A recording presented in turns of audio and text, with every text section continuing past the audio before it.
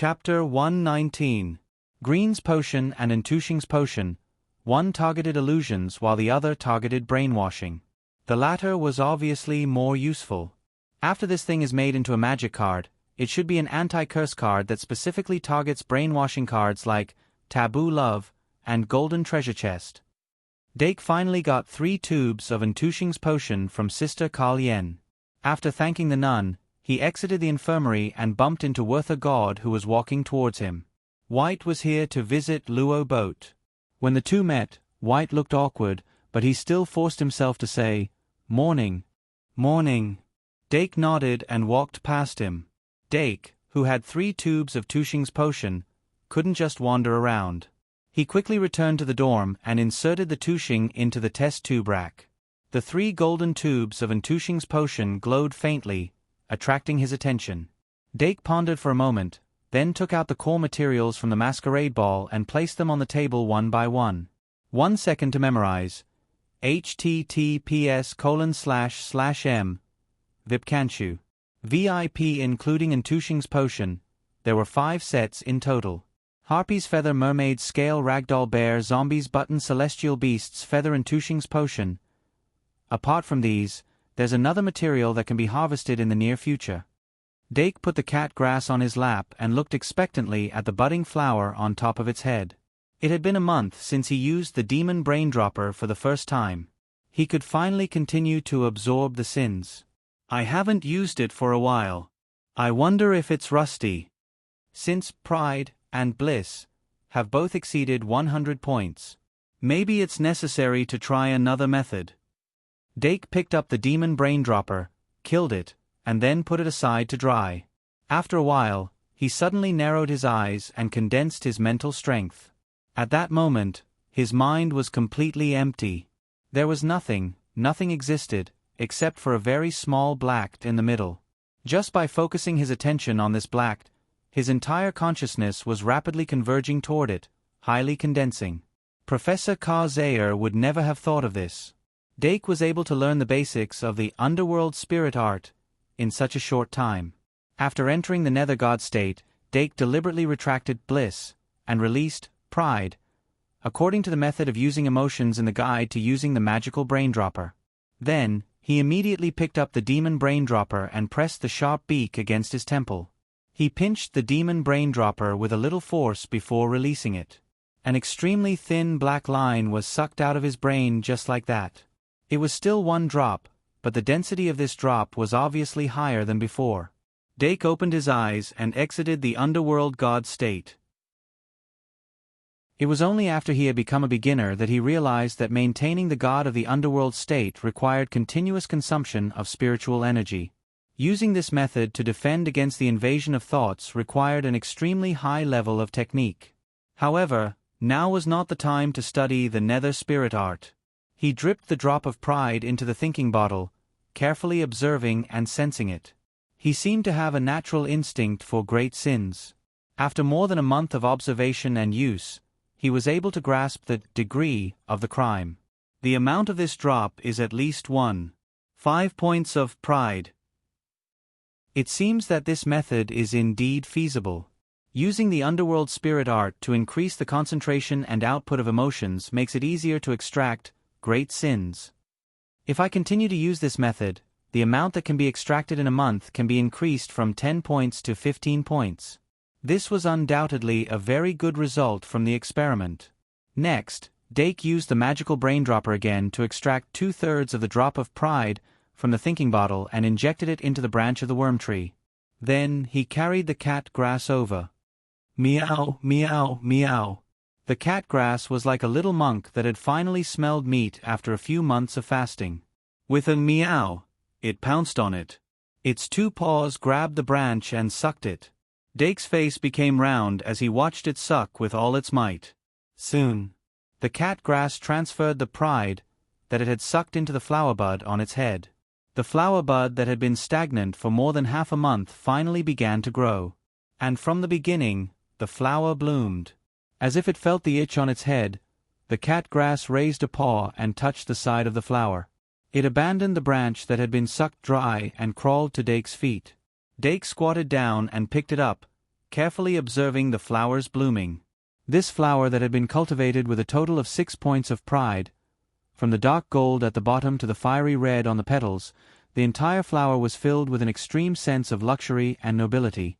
However, Dake did not feel much of the opposite aura of light from it. If it wasn't for the experimental deduction, it would be hard for him to imagine that the basic refining method of bird and beast seeds, light attribute, was the correct way to refine this core material. If I use this flower of pride to refine, what kind of magic fairy would I be able to refine? Dake took out his notebook and drew the appearance of the flower of pride. Then, he listed a few elements on the side. Cat pride sun light plant. If it was just the first 3 elements, he actually had a guess. That was the sun god of the 12 Olympian gods in Digimon, Apollo.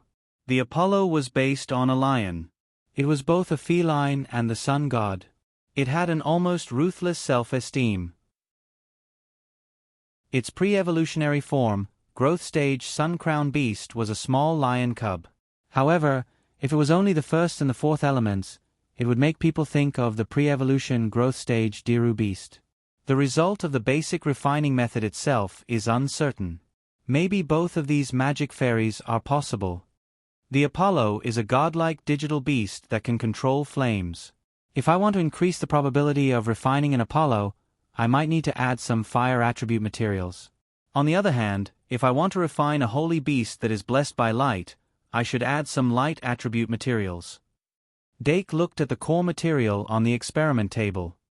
Without a doubt, the fairy beast's feather will be a core element that will guide the refining result to the Diru beast. The flower of pride finally bloomed. However, Dake obviously wouldn't pick it immediately. He was more inclined to cultivate it into a fruit before using it. According to the current progress, I should be able to harvest the fruit tomorrow at this time. I need to make a decision before then. 1 o'clock. The school card vibrated at the same time. All the Shang Malian teachers and students received a notice. At 3 o'clock in the afternoon, a teacher-student meeting would be held in the hall on the 1st floor. The principal had something to say.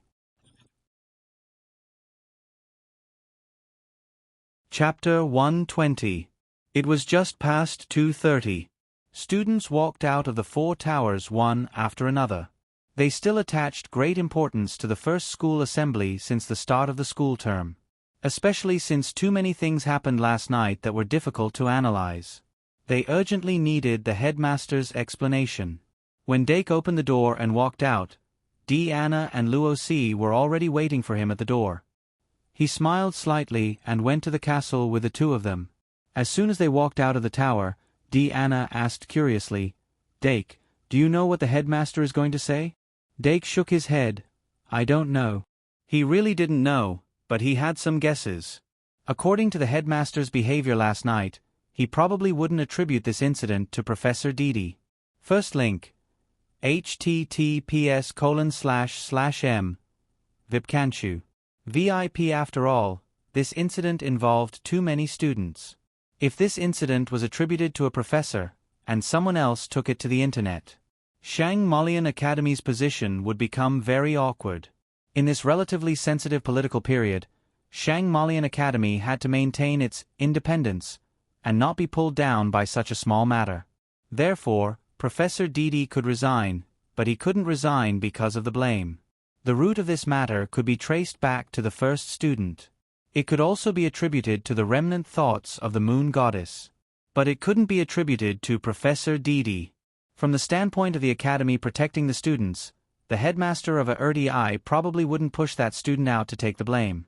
Then it could only be attributed to the remnant thoughts of the moon goddess. And because of religious reasons, the headmaster might even give the moon goddess another name. For example, God of the Evil Moon, Moon Disaster Beast, etc.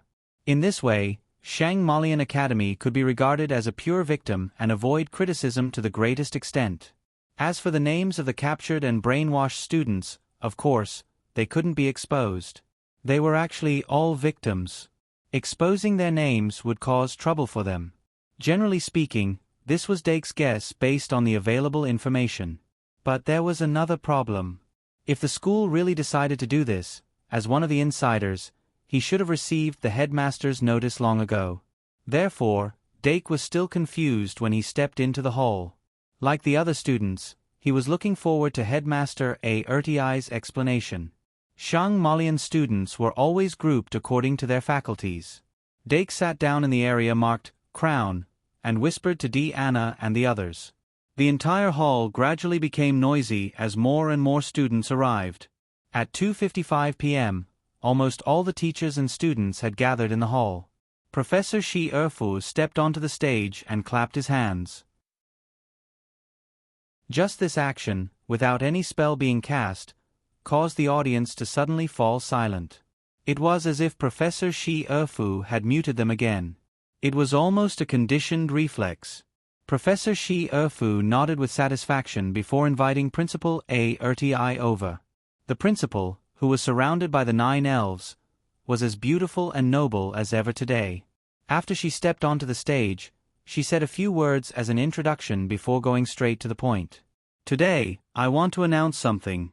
Professor Didi Maxi Wei resigned last night. There was no other embellishment. It was just a simple sentence. The students below the stage were in an uproar. Although Professor Didi's lectures were very boring and she often deducted points, as the headmaster of the House of Fools, she was indeed very kind outside of class. No one had ever seen her angry. Moreover, she was a professor of astronomy. It could be said that the more boring her history of magic was, the more interesting her astronomy was. The first-year students had only attended one astronomy class, so they didn't feel much about it. However, the upperclassmen were very fond of astronomy and even formed a club for it. For the upperclassmen, the existence of such a senior professor seemed to have become a habit. Professor Didi had indeed accompanied them throughout their entire student life. However, such a professor had left them without any warning. It was impossible to say that they weren't sad. But then, Principal Ertiai showed the students a completely different Professor Didi. Even Dake, who had heard about it from Professor Li, was quite surprised. What Principal Ertiai slowly described was the Didi Maxi Wei from her perspective. Willful, arrogant, unreasonable, stubborn. These were words that the students couldn't understand at all. However, they were an indispensable part of Professor Didi's personality. Principal Ertiai had known Professor Didi for a long time. She described the Professor Didi in her mind without any concealment. From a fledgling little fairy, to a member of a 4-person adventure team, to being trapped in the ancient shrine and suffering from the aging curse. She didn't go into details about Professor Ka Zayer, so she told the principal everything. She read the resignation letter in place of Professor Didi. She also told the principal about Professor Didi's inner torment in the past 10 years and the details of what had happened recently. It was completely different from what Dake thought. Principal Ertiai didn't make any edits at all. She only hid the students' names and told the principal everything. The students listened very carefully, even more so than when they were in class. Principal Ertiai didn't show any favoritism. She gave the students the right to judge Professor Didi's behavior. It could be good or bad.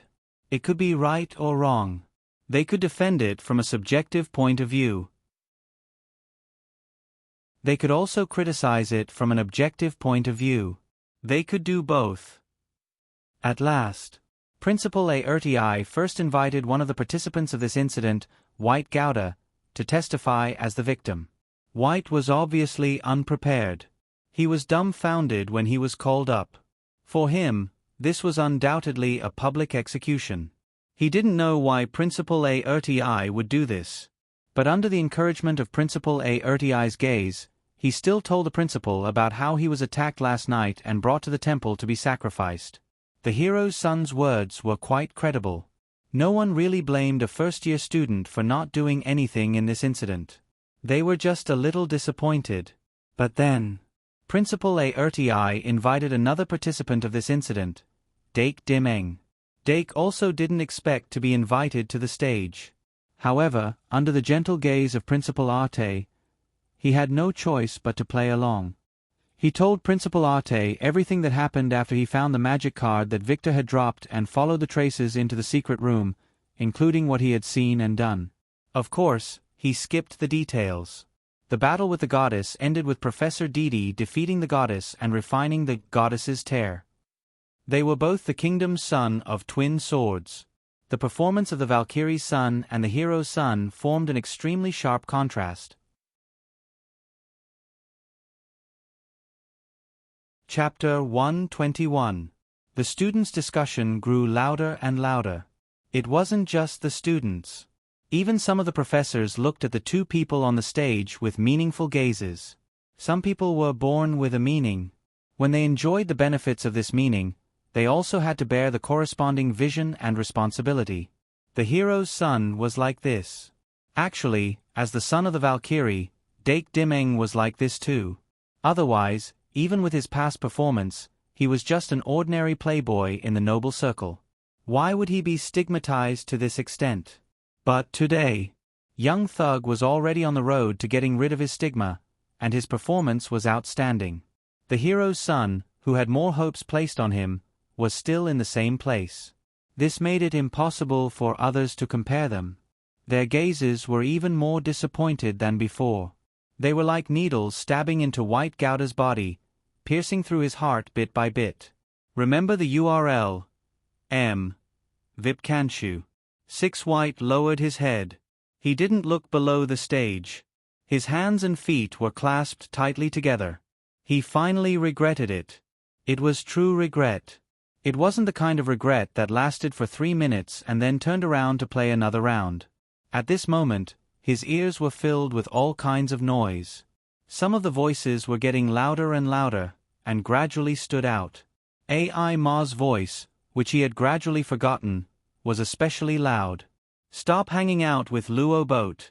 Think about your parents who passed away. Think about your parents who passed away. White couldn't help but grab the pendant on his chest. Inside it was a picture of his mother. He glanced at Dake Dimeng from the corner of his eye. He felt like he was standing beside the sun, scorched beyond recognition by the dazzling and blazing sunlight. But in reality, Dake wasn't happy about this. Obtaining the Crimson Star and winning a small championship weren't big or small things to him. They couldn't change anything.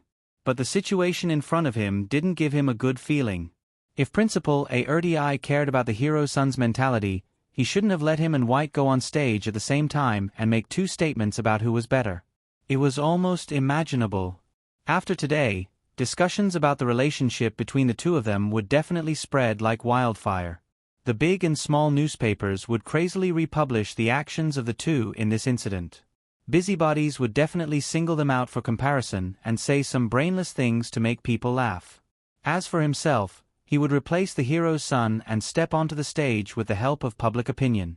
This was completely contrary to his strategy of cultivating his body and mind. As long as there were brave people on the stage, it was fine. He didn't want to bask in this glory. As long as he didn't awaken the bloodline of the demon god. His status was high enough. The son of a duchess. The son of the Valkyrie. Just these 2 titles alone would allow him to smoothly reach the highest point in his life. He didn't need the title of hero at all. Are they trying to cover up the negative impact of Professor Didi? Or do you want to use this opportunity to take a political stand? Supporting me means supporting the Valkyrie, the Dove faction, and the first princess. Dake's mind raced. It was on a completely different level from what White had imagined. However, this was inevitable. After all, their mental ages were not on the same level. No matter what, this incident was a major event for Shangmolian Academy. On the surface, the school publicly explained the cause and effect of this incident and even allowed 2 participants to testify. They basically nailed down the thread of this incident and didn't allow anyone to stir up any waves. In addition, there were no casualties, which could be said to have minimized the negative impact. Although the negative impact still existed. However, the school was brave enough to take responsibility and didn't evade their image. Perhaps they would receive some praise. As for the hero's son and the Valkyrie's son, one was the victim and the other was the savior. However, they were both put on the stage for comparison, which would inevitably involve a large part of the public's attention. However, there were some things that perhaps the adults who didn't care about the children's nature didn't expect. At the end of the assembly, the principal of ARTI publicly announced that he would temporarily replace Professor Didi as the professor of the history of magic and astronomy until a new professor took office. This made more than 90% of the students who worshipped the principal very excited and eased the atmosphere a little. When the principal of ARTI announced that the assembly was dismissed, the students' voices suddenly became louder and then they all left the hall. Dake and White followed the principal of ARTI to an office under her instructions. "Sit down, don't be too restrained." The principal of ARTI waved her hand, and a row of tea sets and snacks appeared on the table. Dake didn't intend to be restrained at all. Not only did he sit down, but he also skillfully washed the teacups, poured the black tea, and brought the first cup to White. "Ah, thank you." White hurriedly thanked him, but her face didn't look so good. Dake then poured a cup for himself and sat down, pursing his dry lips. The principal of ARTI sat down behind the desk, put the heavy burden on the table, and relaxed her shoulders. She slightly adjusted her expression and asked, "You two, what do you think of Professor Didi's behavior?" White: It's not very good." Dake: "It's not a good move." The principal of ARTI nodded slightly and didn't ask any more questions. She then turned and said, "White, you're second in the grade for this masquerade event." "That's very good." White's face immediately turned red, and she muttered, "It's not very good." The principal of ARTI then said to Dake, "Dake, if Yvette knew that you could perform like this, she would definitely hug me and cry." Dake blushed and said awkwardly, "Principal, you don't have to say this." The principal of ARTI said nostalgically, "Yvette has always been like this. Her heart is softer than anyone else's, but her appearance is stronger than anyone else's. No one is more reliable than her. Now it seems that like mother, like son." Dake was stunned. "Do I look like someone with a soft heart?" The principal of ARTI said, "And White, your father is the same. He was like a copy of you when he was a student. He's very active and can't calm down. He's very empathetic and is easily influenced by the people around him. He's often swayed because of this. But it's also because of this that he can become a hero, understand the suffering of the people, and fight for others." White was a little excited when she heard the word, father. The principal of ARTI continued, "Your parents left some things in the academy when they were students. I didn't want to give them to you so early. But since you already know about the existence of the castle's secret passage, I'll give you these 2 treasure maps for now. But Dake, don't be lazy and ask Yvette. I know that she dotes on you a lot, and she definitely can't stand your coquetry." Dake immediately laughed dryly. The principal of ARTI flicked her fingertips, and a gust of wind blew, and the 2 treasure maps slowly floated down.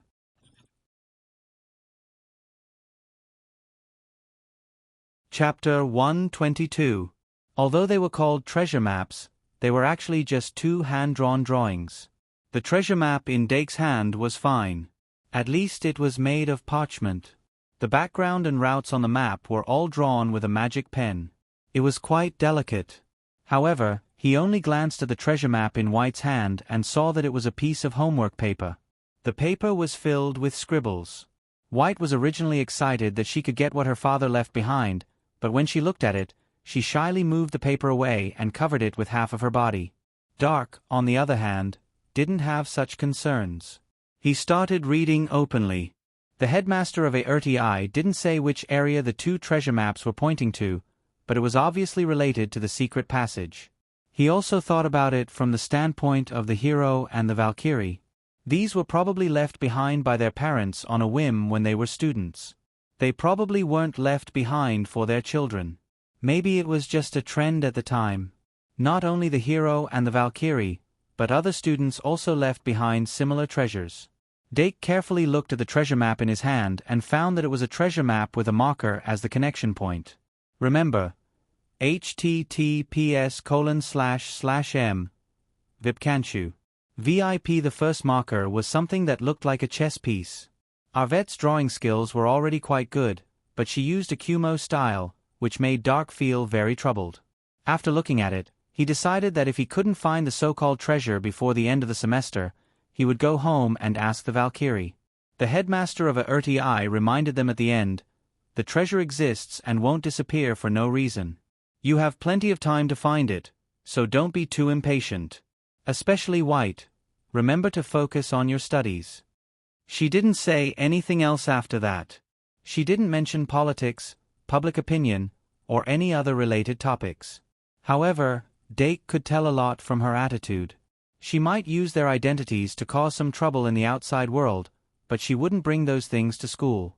The castle of St. Marianne would be a wall, sheltered from the wind and the rain. If the students don't read the newspaper. White obviously didn't have that habit. Dake, on the other hand, never missed a single episode. After they left the office, Dake and White parted ways. Even though the principal had given both of them a treasure map. However, regardless of whether it was the quality of the treasure map or their attitudes toward the treasure map, they were all different. Since his mother was still alive, Dake thought that this could be considered an extracurricular pastime. White, on the other hand, was more interested in the treasure map itself. According to the headmaster, it was a treasure left behind by his father, who was a hero. Regardless of whether it was the treasure map itself or the hidden treasures, they were all very memorable. If it weren't for the fact that Traveler's Street wasn't open for the time being, he might have found a frame to frame it. Treasure maps made from paper were too easily damaged. White carefully put away the treasure map and prepared to put it away in the dormitory. Originally, he wanted to go to the infirmary to pick up Luo Boat, but now he changed his mind. The students who were injected with the Lost Soul water were able to leave the hospital. Luo Boat stood at the door of the infirmary in a daze, sighing in his heart, "My one-day holiday is gone just like that." The students who left the infirmary were all in pairs, and he was the only one who was alone. He thought of White's appearance when she was transformed, and thought that he must be careful not to mention that. He had experience, so he knew how difficult it was to talk about it. Oh. Now he knew that White had transformed into a girl, but White didn't know that he had also transformed. This was an advantage. How wonderful! The couples who left the infirmary with Robert still didn't know that they had been eliminated because their relationship wasn't real. That was why they had escaped death. If they were to find out, they wouldn't necessarily break up. After all, sometimes both men and women were well aware of it. In the infirmary, the members of the Maritime Order had also woken up one by one. Except for Mr. Hai Xing, who was the most seriously corrupted by the goddess's remnant thoughts, the rest of the people's brainwashing had been completely eliminated. Because Sister Kalyan had only separated them from the victims, they were able to see the full appearance of the members of the church for the first time since they had removed the marine product skin. After confirming the other people's identities, everyone seemed very embarrassed. The memories of this period of time kept coming back, making them feel more and more ashamed. For example, Miss Haishan, when she thought of how she had captured her best friend and ex-boyfriend as sacrifices under the influence of evil thoughts, she couldn't help but laugh. If it wasn't for the goddess's influence, she certainly wouldn't have dared to do that, right? The unexpected feeling was quite good. C. Keat also leaned on the hospital bed with a dazed expression. She felt that she had done a lot of things that she wanted to do before but didn't dare to do. Compared to before she was invited to join the order by Mr. Hai Xing, her whole body and mind were a lot more relaxed. It was just that the current situation was still unclear, and she didn't know what kind of punishment she would receive next. But as long as she wasn't expelled, it was fine. Why don't we? Other than Mr. Hai Xing, the rest of the members of the order suddenly came to a consensus after exchanging glances with each other. The goddess could fall. The order couldn't fall. In fact, the goddess's remnant thoughts only magnified their evil thoughts and hatred, causing their hearts to become distorted. It wasn't something that was created out of nothing. Without the influence of the goddess's remnant thoughts, their evil thoughts would be suppressed by their good thoughts, and on the surface, they would still be in order. In short, they would pay for what they had done, but it might not be too serious. Only Mr. Hai Xing, who had really planned all of this, would probably have to pay a bigger price. As for the final trial, it would have to wait for the 7 pairs of real victims to fully recover. Professor Didi, who had taken greater responsibility, and Professor Ka Zayer, who had actually been negligent, would also be held accountable. It would take about 2 to 3 days. The school would report this matter to the court in its entirety. On the surface, they would be punished by the law. If no one took the opportunity to create trouble, this matter would soon pass. If this had happened during wartime, it would have been completely over with a sentence of "even the people didn't die." The legal system of the kingdom had not been perfected to that extent. A transcendental institution like the Shang Malian Academy was even beyond the jurisdiction of the kingdom's laws and regulations. In principle, it didn't even need to be reported. It could be completely handled internally. At the same time, Dake, who had already returned to the dormitory, was studying the treasure map in a more casual manner. Bang bang bang. He opened the door and saw that Anna and Luo Si were already fully armed. Anna looked up at him and said excitedly, "Dake, let's explore the secret passage." Dake, huh? Ask for a monthly vote. I haven't asked for one in a long time. That activity seems to allow you to draw monthly votes. I just drew one and voted for myself. Degree. Angle.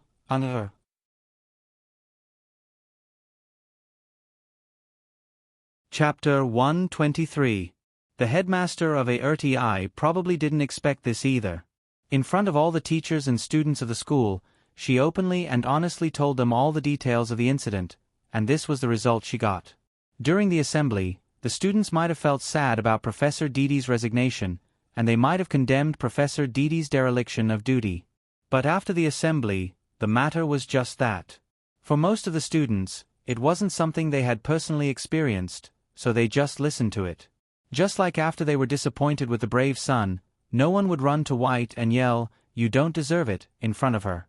At most, they would occasionally mention it and talk about it. It took time for public opinion to ferment, and it wasn't as straightforward as one would think. In the end, what really attracted their attention was the so-called secret passage that was inadvertently mentioned in the details of the incident. There was a secret passage in the castle. They had lived in the castle for so long, and explored so many times, but there was actually an unknown secret passage hidden in the castle. First website. https://m. Vipkanchu. VIP. This was much more attractive than anything outside of her body. In a very short period of time, the whole Shang Malian was in an uproar. It just so happened that today was the Halloween holiday, and they had no place to vent their excess energy, so they had to find something to do. So the students rushed out and searched the ground excitedly, trying to find the secret passage that the headmaster had mentioned. At this time, the smart Anna thought of Dake, who knew about the incident. When Dake returned to the dormitory, Anna came to the door with Luo Si, her eyes full of excitement. Dake didn't want to join in the fun, but he touched the parchment in his hand and decided to take a look. He was very interested in what his mother had hidden in the secret passage. On the other side, the men and women who had just come out of the infirmary suddenly found themselves in the limelight. Their classmates, whom they had never interacted with before, suddenly came out and asked about their well-being. It gave them goosebumps. Even Luo Boat was stopped by his classmates on his way back to the dormitory. Those who didn't like him before were now eagerly attentive. Luo Boat was a little touched at first, until they revealed their true intentions. "Enough. I'm really tired. Find someone else." Luo Boat, who was struggling to break free from his classmates, rushed into the Night Academy's tower, and met White, who was fully armed. White only noticed that the school was in an uproar over the secret passage when some of her classmates came knocking on her door. Originally, he had tried to make a copy of the map that his father had left behind in the dormitory so that he wouldn't damage it. As a result, the map, which was originally like a scribble, had become unrecognizable after being drawn by him. He could only sigh happily, "Perhaps this is hereditary." Then, he gave up on copying. It wasn't until his classmates came knocking on his door that he suddenly realized that the secret passage had been leaked.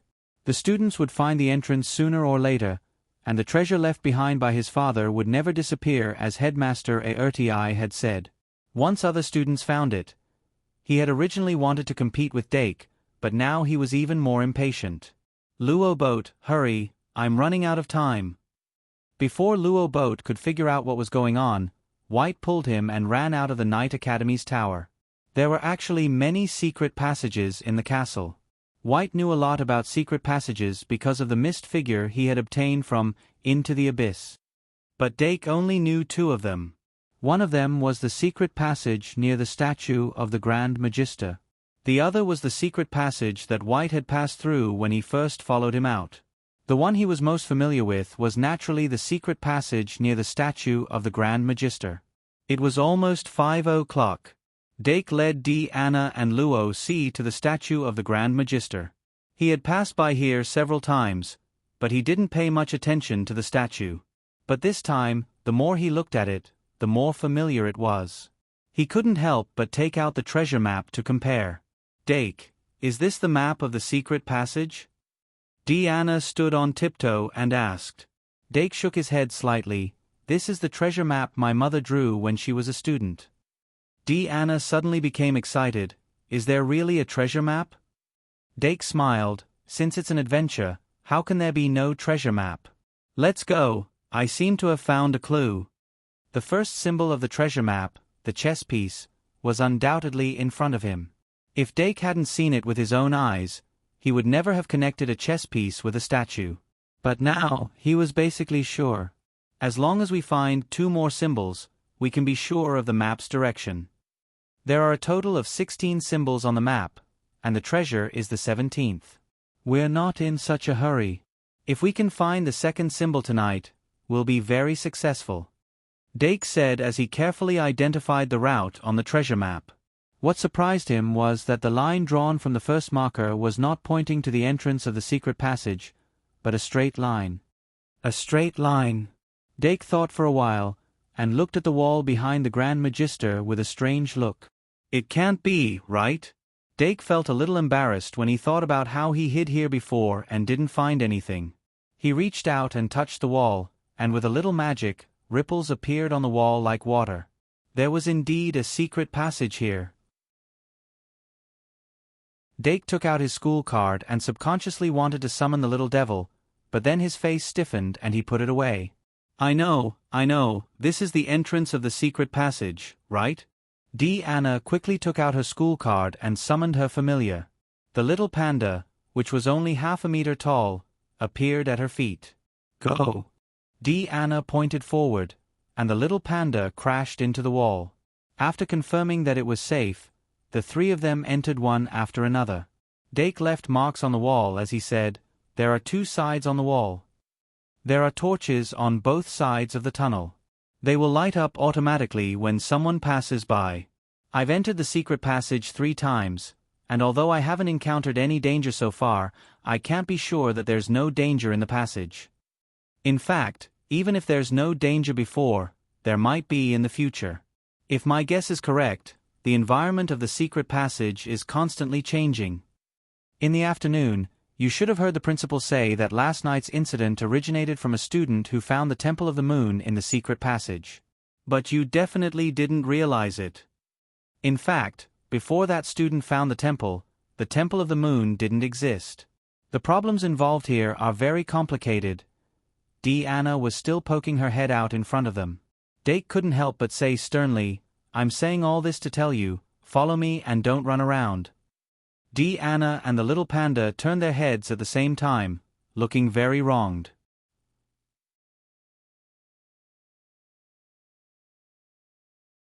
Chapter 124.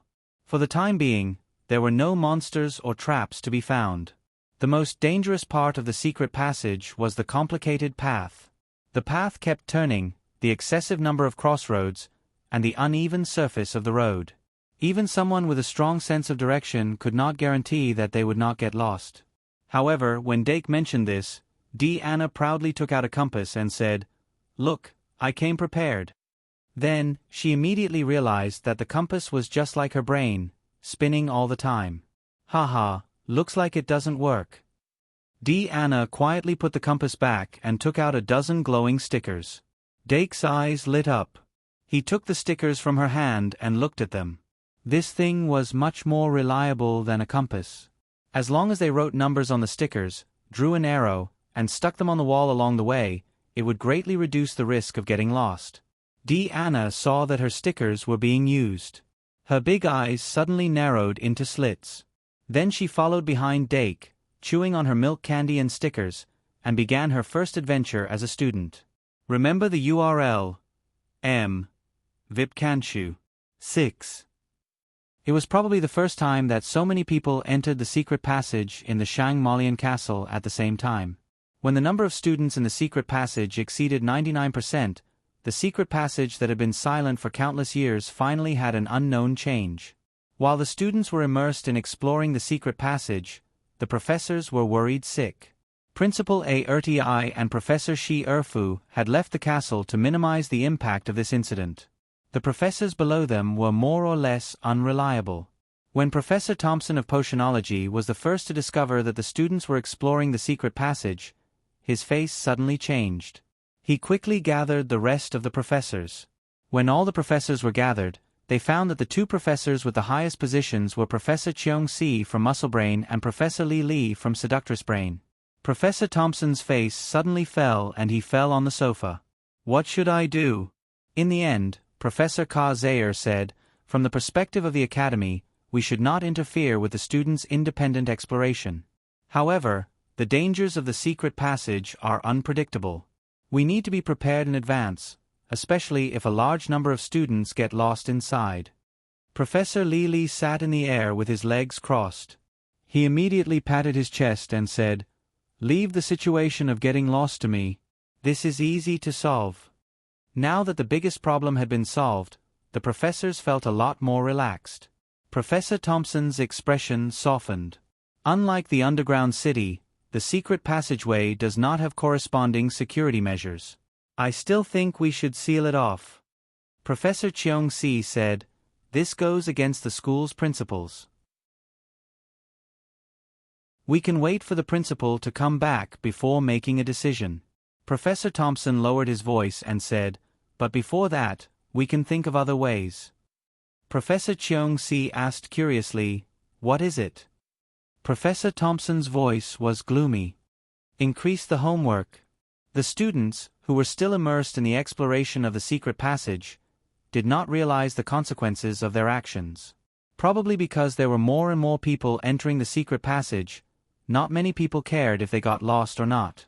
They shouted, "Adventure," but in reality, they did not take it seriously. The higher the grade, the more so.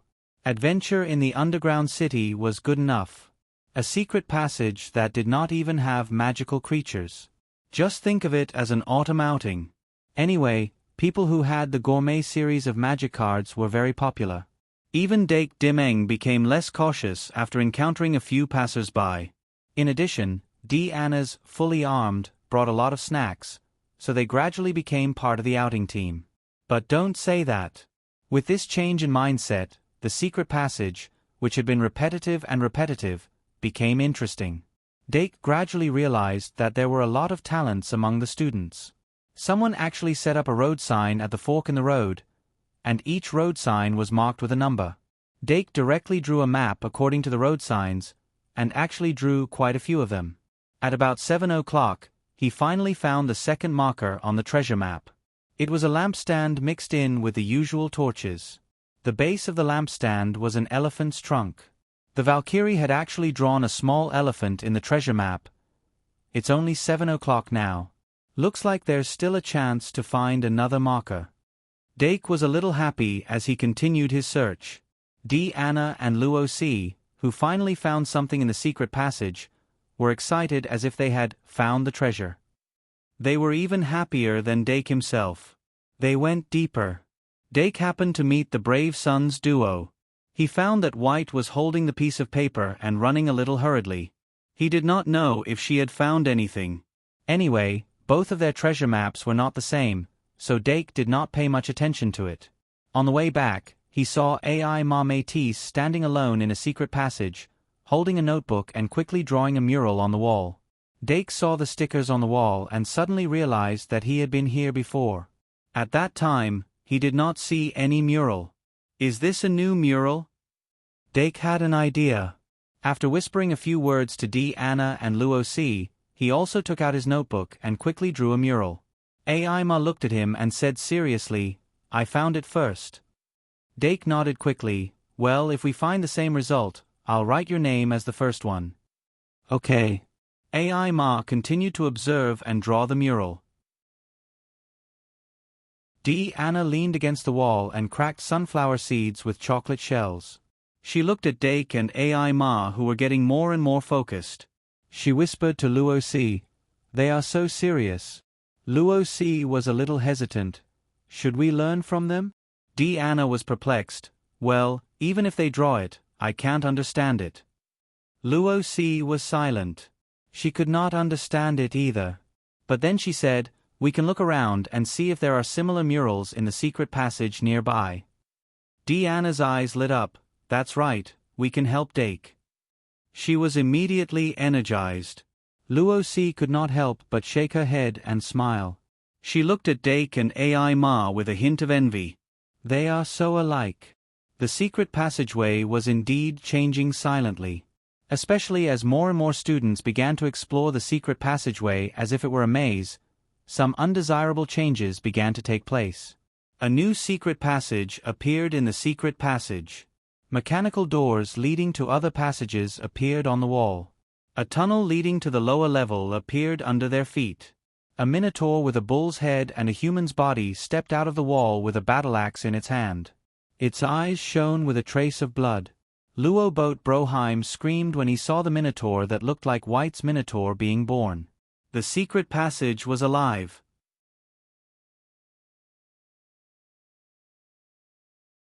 Chapter 125. Luo Boat. White Gouda heard the scream and immediately rushed over. He pulled out Troll at an extremely fast speed. In just a few seconds of normal summoning, the 4-meter-tall troll fell to the ground in a flash of light. The troll, which was as long as his knees, rose up and blocked the battle-axe that came crashing down. Luo Boat, who was blocked by the monster, almost peed his pants. His legs trembled and he froze on the spot. Victor hurriedly grabbed him by the arm and ran back. Moo! The minotaur, which was even bigger than the monster, suddenly took a deep breath and roared. Its arm muscles bulged as it exerted force from its back and chopped down the axe. Poochie! The monster's magic power spurted out like blood. The axe went down from its left shoulder and chopped off its entire left arm. White and Luo Boat didn't dare to look back. The monster kept screaming. It was no match for the minotaur. After a while, White felt the troll card in his hand tremble slightly. Dots of starlight gathered and formed the image of the monster again. Remember, https://m Vipkanchu.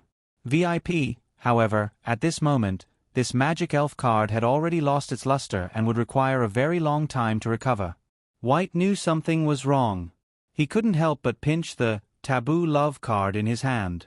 He tried it secretly after entering the secret tunnel. The effect of taboo love was still there. The little person in the mist could also respond to his call and even guide him. But he had just suffered a loss and didn't dare to follow the little person's guidance. But now, facing the terrifying minotaur, he could only rely on the taboo love card that had betrayed him. This made him feel very weak. 9:30 a.m. Dake was a step behind, but he finished the mural faster than AI Ma. He had long realized that he had a talent for drawing. With his smooth fingers, he copied quickly and accurately.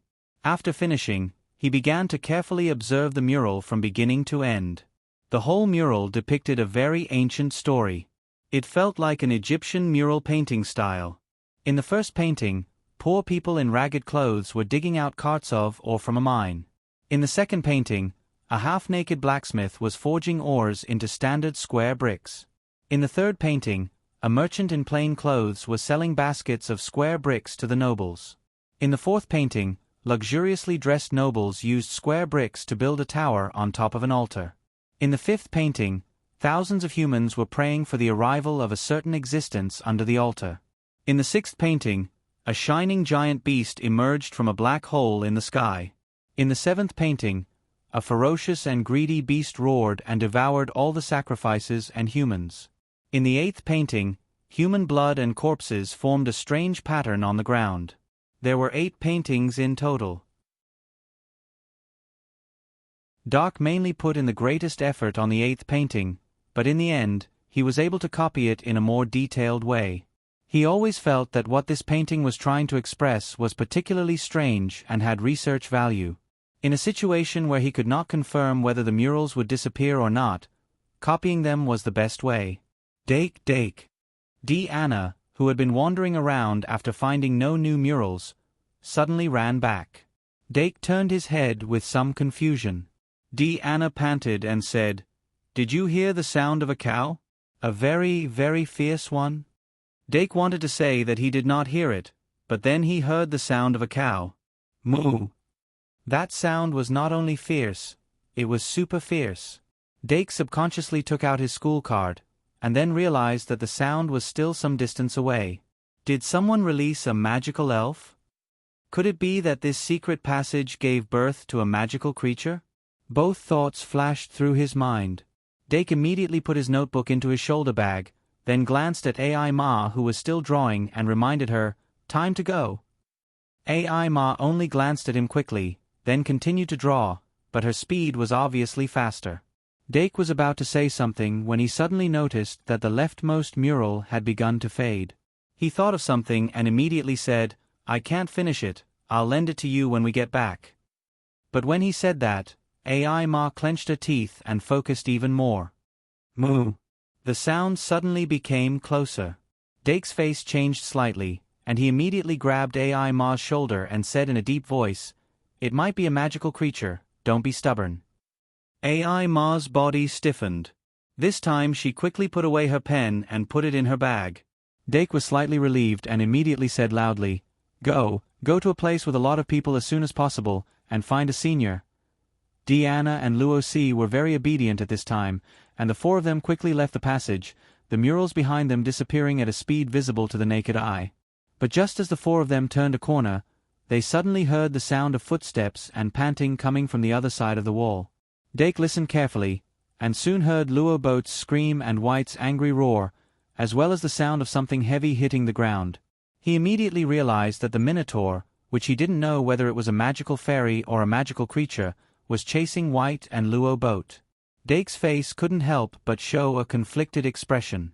He had just experienced the danger of the goddess, and he really didn't want to put himself in danger again. But White and Luo Boat were in the same grade after all.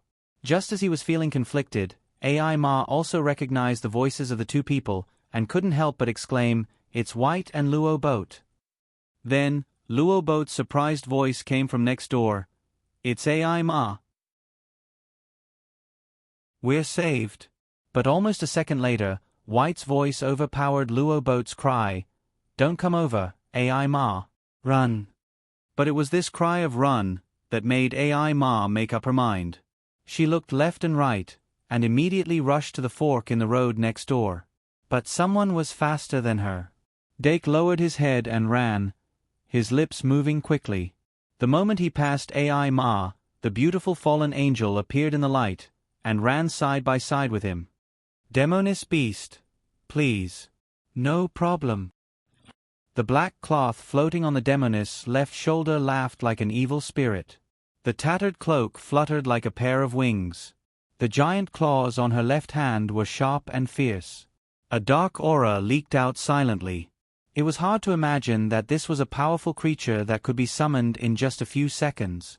AI Ma's expression froze, and she subconsciously stopped in her tracks. Deanna and Luo Si passed by her and chased after Dake without hesitation. The newborn king of the labyrinth would never have imagined that he would attract the fallen angel's punishment just by chasing two little mice. Dake Dimming turned at the fork in the road, and as soon as he opened his eyes, he saw the Minotaurus with his battle axe raised high. Dark wave. The demoness suddenly raised her arms and made a big heart in front of her chest. The dark power condensed rapidly, turning into countless bat-like dark matter that was released. Amidst White and Luo Boat's screams, the dark bats swarmed over their heads and pounced on the Minotaur's face. The ferocious Minotaur let out a blood-curdling scream, and under the control of his chaotic brain, he waved his battle axe crazily. The demoness tapped her toes and flew up. The demonic claw on her left hand shrank and transformed into a dark spear, piercing through the gap between the battle axe. In the blink of an eye, the Demoness appeared behind the Minotaurus and knelt on one knee. The spear in her left hand turned back into a claw, and the cloak behind her fell quietly. Boom! A bloody hole with a diameter of 2 meters appeared in the Minotaurus' chest and abdomen. Its movements suddenly stopped, and its eyes lost their light.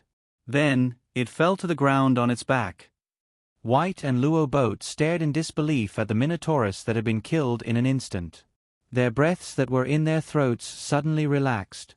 Luo Boat suddenly lay on the ground, sweating profusely. White was also swaying. "Are you okay?" Dake asked casually as he walked past them. However, their brains were already overloaded, and they could only stare blankly without replying. Dake did not mind, and walked straight to the Minotaurus corpse. It didn't turn into light. Could it be a real demon? The Minotaurus corpse lay quietly on the ground, and the giant battle axe fell beside it.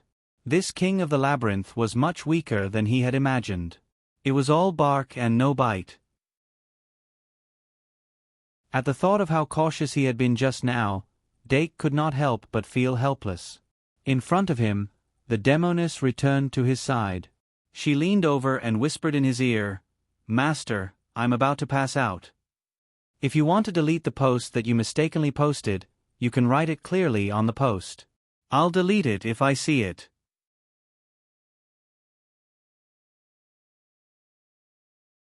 Chapter 126. Dake's expression froze, and it took him a long time to react. He silently stored the Demoness beast into the card before continuing to examine the Minotaur's corpse. It wasn't that he couldn't expose the Demoness beast, but he didn't want too many people to know that the Demoness beast had evolved from his familiar. Although the familiar was also a type of magical fairy, it was extremely special. In theory, it didn't have any offensive capabilities. If he wanted to give the familiar the ability to attack, he had to use a magical card called the Spell Cage. The Spell Cage could temporarily seal the familiar, the golem, and other simulated life forms into the card and use it as a magical fairy card. The Minotaur's corpse didn't stay there as Dake had thought. After about 3 minutes, it gradually disappeared, just like the previous murals. However, unlike the murals that disappeared without a trace, the Minotaur left behind an extremely thick cow's hair. He didn't know where it came from. Dake picked up the cow's hair with 2 fingers and looked at it carefully. He was speechless. Website: https://m Vipkanchu. VIP. However, having such a hair was better than having nothing. He quickly accepted the fact and carefully put away the cow's hair. He then turned around and walked toward the others. White and Luo Boat had already recovered. Ma leaned against the wall and flipped through her notes. Diana and Rose were giggling, but no one knew what they were talking about. Dake walked over and said, "Let's go back. We still have classes tomorrow." Everyone walked toward the entrance of the secret passage. Halfway there, a palm-sized little fairy came through the wall and found them. This little fairy looked exactly like Professor Li. It flew around them twice and began to lead the way. Anna chased after the little fairy, like a kitten chasing after a dragonfly.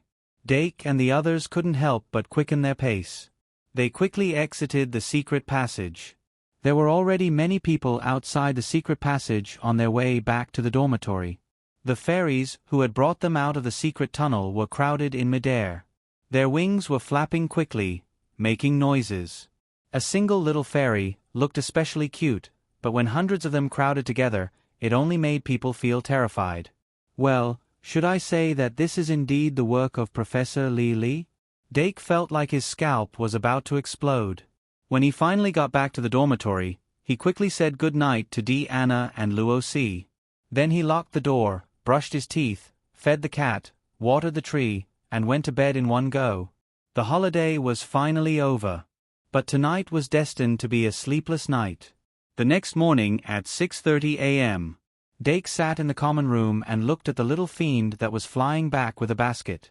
He felt that his life was finally back on track. Woohoo! In the end, this was the life he wanted. The ball, the moon goddess, and the secret passage could all go to hell. Dake felt a little satisfied in his life. First, he took out his breakfast from the basket and put it on the table. Then he took out today's Great Sage Daily. He took a sip of milk, opened the newspaper, and casually glanced at it. Pfft! He almost spat out the milk. He looked at the headline of the newspaper and instantly felt uncomfortable. Shocking! The Duke's mansion and the royal family are connected by marriage. The Duke's son and the royal princess are dating on Halloween. Below the headline was a picture of Dake dancing with someone. In the picture, Dake was wearing a Prince of Darkness suit and a black crow mask. He looked mysterious and handsome. His dance partner was wearing the same suit. The so-called little princess, only her back could be seen. But wasn't this Diana?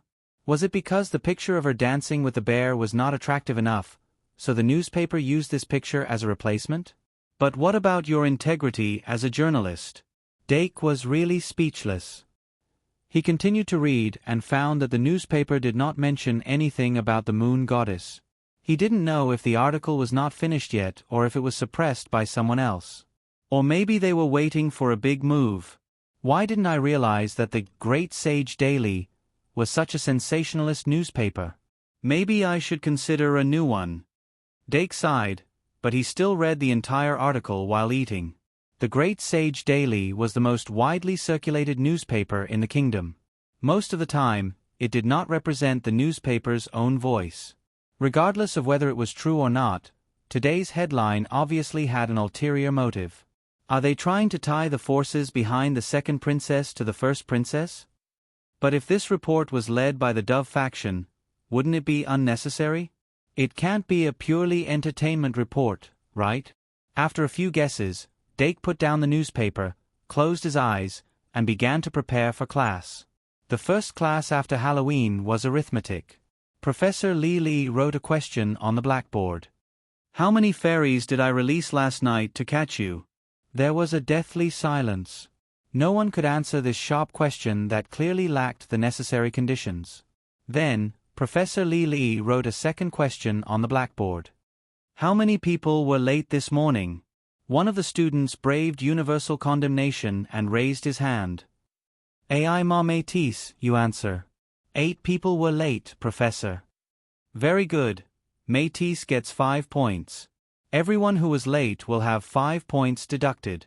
Go stand at the back of the classroom as punishment. Thus, 3 people from the noble house and 5 from the night house, a total of 8 students stood in a row at the back of the classroom with their heads down. Dake, who was sitting in the last row, only had to turn his head slightly to see their embarrassment and frustration. Since the start of school, there had been a lot of people who were late to class. However, this was the first time that 8 people were late at the same time. Professor Li probably did not expect the students to be so lazy during the 2-day holiday. Among the 8 people, Doran from the noble house suddenly raised his hand.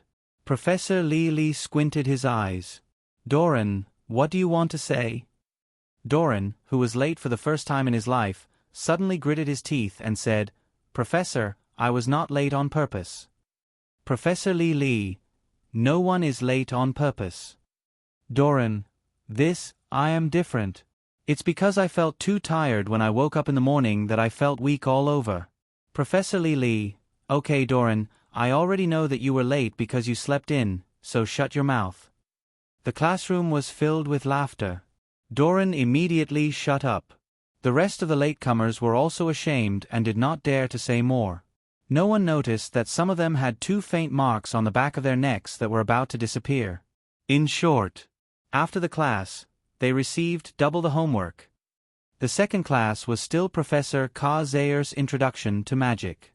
In the 3rd month of the first year, Professor Ka Zayer finally began to teach about the production of magic cards. He did not look very good, but he still said tirelessly, Today, we will begin to teach one of the methods of making magic cards, how to imprint magic spells on the cards. Heartsuit, thank you for your tickets and subscriptions. Heartsuit.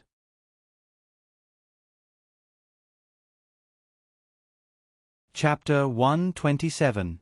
With the rapid development of magical technology, the magic of the old era has been gradually abandoned. But this doesn't mean that we will no longer use magic. Professor Zayer flicked his finger, and a wisp of flame appeared on his fingertip. The flame grew with the wind and turned into a magic wand. With a slight shake, it turned into a thin card. He blew on it again and extinguished it. It was so cool that it made people's hair stand on end. Learning magic is very difficult and tedious. Most mages can only learn how to cast a fireball in their lifetime. We usually call them magic apprentices, but magic apprentices were very precious in the previous generation.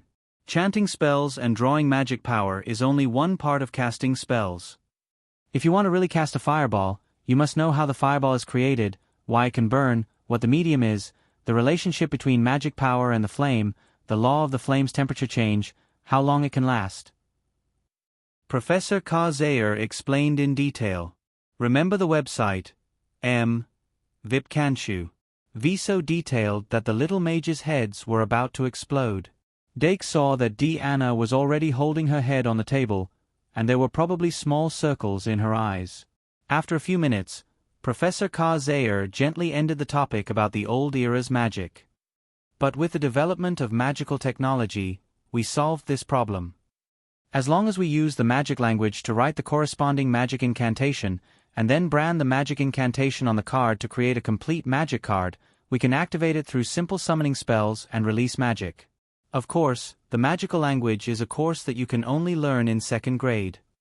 The magical language varies from person to person, and there are many factors involved. The same fireball spell written by different mages will end up with different spells. But there are also some special spells that are universal. Before we learn the magical language, we can try to create simple magic cards by copying this universal magic spell. Now open the last appendix of the textbook. The students followed Professor Zayer's instructions and turned to the last appendix of the textbook. Appendix 1, Universal Spells, Magic Bullet Spell, Push Spell, Obstacle Spell, Fade Spell, Flicker Spell. There were a total of 5 universal spells recorded in the appendix of Basic Theory of Magic 1. This was what first-year students needed to learn. Magic Bullet Spell, Push Spell. Dake looked at the appendix in surprise. These 5 universal curses were different from what he had imagined for beginners. Under normal circumstances, shouldn't it be Fireball 1, Fireball 2, Fireball 3, or something like that? It seemed that most of the students had the same idea as him. The students flipped through the catalog and couldn't help but whisper to each other. Professor Zayer looked at the students whispering. Not only was he not angry, but he even smiled. He reached out and pressed down, saying, although these 5 universal curses seem basic, they are important curses that can be used throughout the life of an archmage. As time passes, you will naturally discover their importance. In today's lesson, we will only talk about the principles and not do any experiments. The official experiment would be conducted next Monday. From this month onwards, the professors will no longer provide materials for experiments. You will need to find the materials on your own and use your credits to buy them. Compared to the confusion caused by the universal curses, Professor Zayer's last sentence clearly had a greater impact on the students. After a short moment of silence, the classroom suddenly became noisy. A girl immediately raised her hand. Professor, what if I don't have enough credits to buy the materials? Professor Zayer kindly said, the professors will estimate your current credits when they give you homework. As long as you listen carefully and complete your homework on time, there won't be a problem of not having enough credits.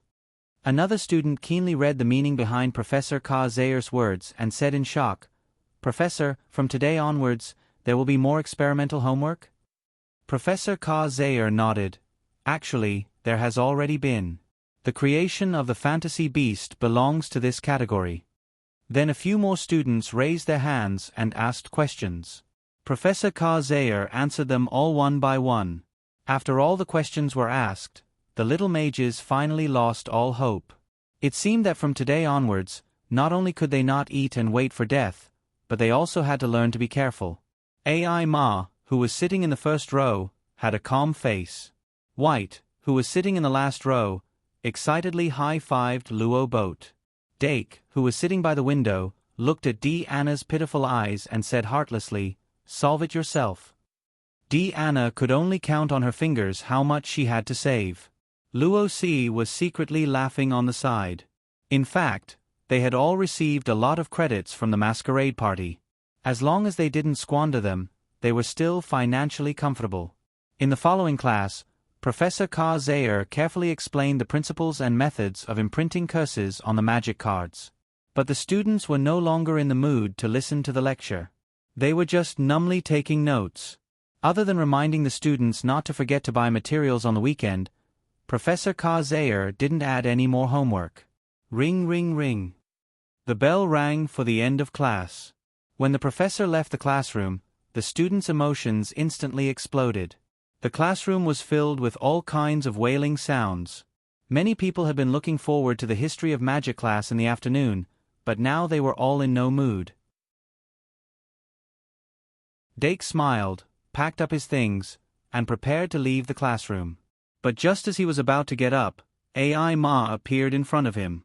Ai Ma grabbed the notebook and whispered, "You said you would let me copy it." Dake suddenly remembered what happened last night and said, "Tonight, I'll bring it to the library." "Okay." Ai Ma responded softly and quickly left. Anna glanced at Ai Ma and whispered in Luo Si's ear, "Let's go to the library tonight." Luo Si nodded, just in time to finish the homework given by Professor Li Li. After leaving the classroom, Dake didn't go to the cafeteria. He knocked on the door and entered Professor Ka Zayer's office. "Professor, are you free?" The professor nodded slightly and pointed at the sofa. Dake sat on the sofa and skillfully made tea. Professor Ka Zayer sighed and suddenly said, "Dimming, I'm really sorry." Dake was stunned, then smiled. "Professor, the one you need to apologize to is not me." Professor Ka Zayer's face showed a trace of sadness. "I've been feeling guilty for all these years. If I had been more determined to stop them from entering the temple of the ancient god, everything wouldn't have turned out like this. When I learned that Didi's goal was to create the tear of the goddess, I couldn't bear to stop her. Fortunately, you were there." Dake said helplessly, "I'm not talking about her." Professor Ka Zayer nodded. "I know." "Dake, let's change the topic. Professor, I want to know what's so special about the location of the castle, and what's the historical image."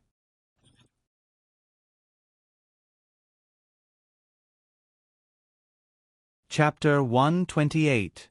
Faced with Dake's sudden question, Professor Ka Zayer frowned and said, "This isn't something you should know." Dake thought he had found the key, so he immediately said, "Professor, I don't want to go too deep. Let me think about it." He leaned back in his chair and tapped the table with the knuckle of his middle finger. As the hands on the dial turned, the atmosphere in the office became more and more stagnant. Professor Ka Zayer finally said, "Since you're curious, you can always find relevant documents. But I have to remind you that you know how to avoid danger, but other students might not, so you better keep what I'm about to say to you." Dake pursed his lips and smiled. "Professor, I know, I'm a tight-lipped person." Professor Ka Zayer ignored his words and continued, "I can't tell you much, just the answers to these two questions." Dake immediately perked up and listened carefully. "Professor Ka Zayer, the Shang Malian castle doesn't exist anywhere on the continent." "Dake, isn't it in the north of the kingdom?" Professor Ka Zayer shook his head and said, "Of course not. The Shang Malian castle you see outside is just a projection of the castle. The castle doesn't exist on the kingdom's territory, so it's not under the kingdom's jurisdiction." Dake never thought he would get this answer. He was so surprised that he forgot to drink his tea. "Professor Ka Zayer, you should know that the auditorium and the arena are not in the same dimension. The audience that comes from all over the kingdom doesn't actually enter the academy. The same goes for Traveler's Street. The stone block in the pavilion in the middle of the lake is one of the switches." Doc said in surprise, "Then where is the real location of the castle?" Professor Ka Zayer, "On the axis of time and space." Dake was confused. "Where is it?" Professor Ka Zayer, "It's a field that we can't touch with our knowledge.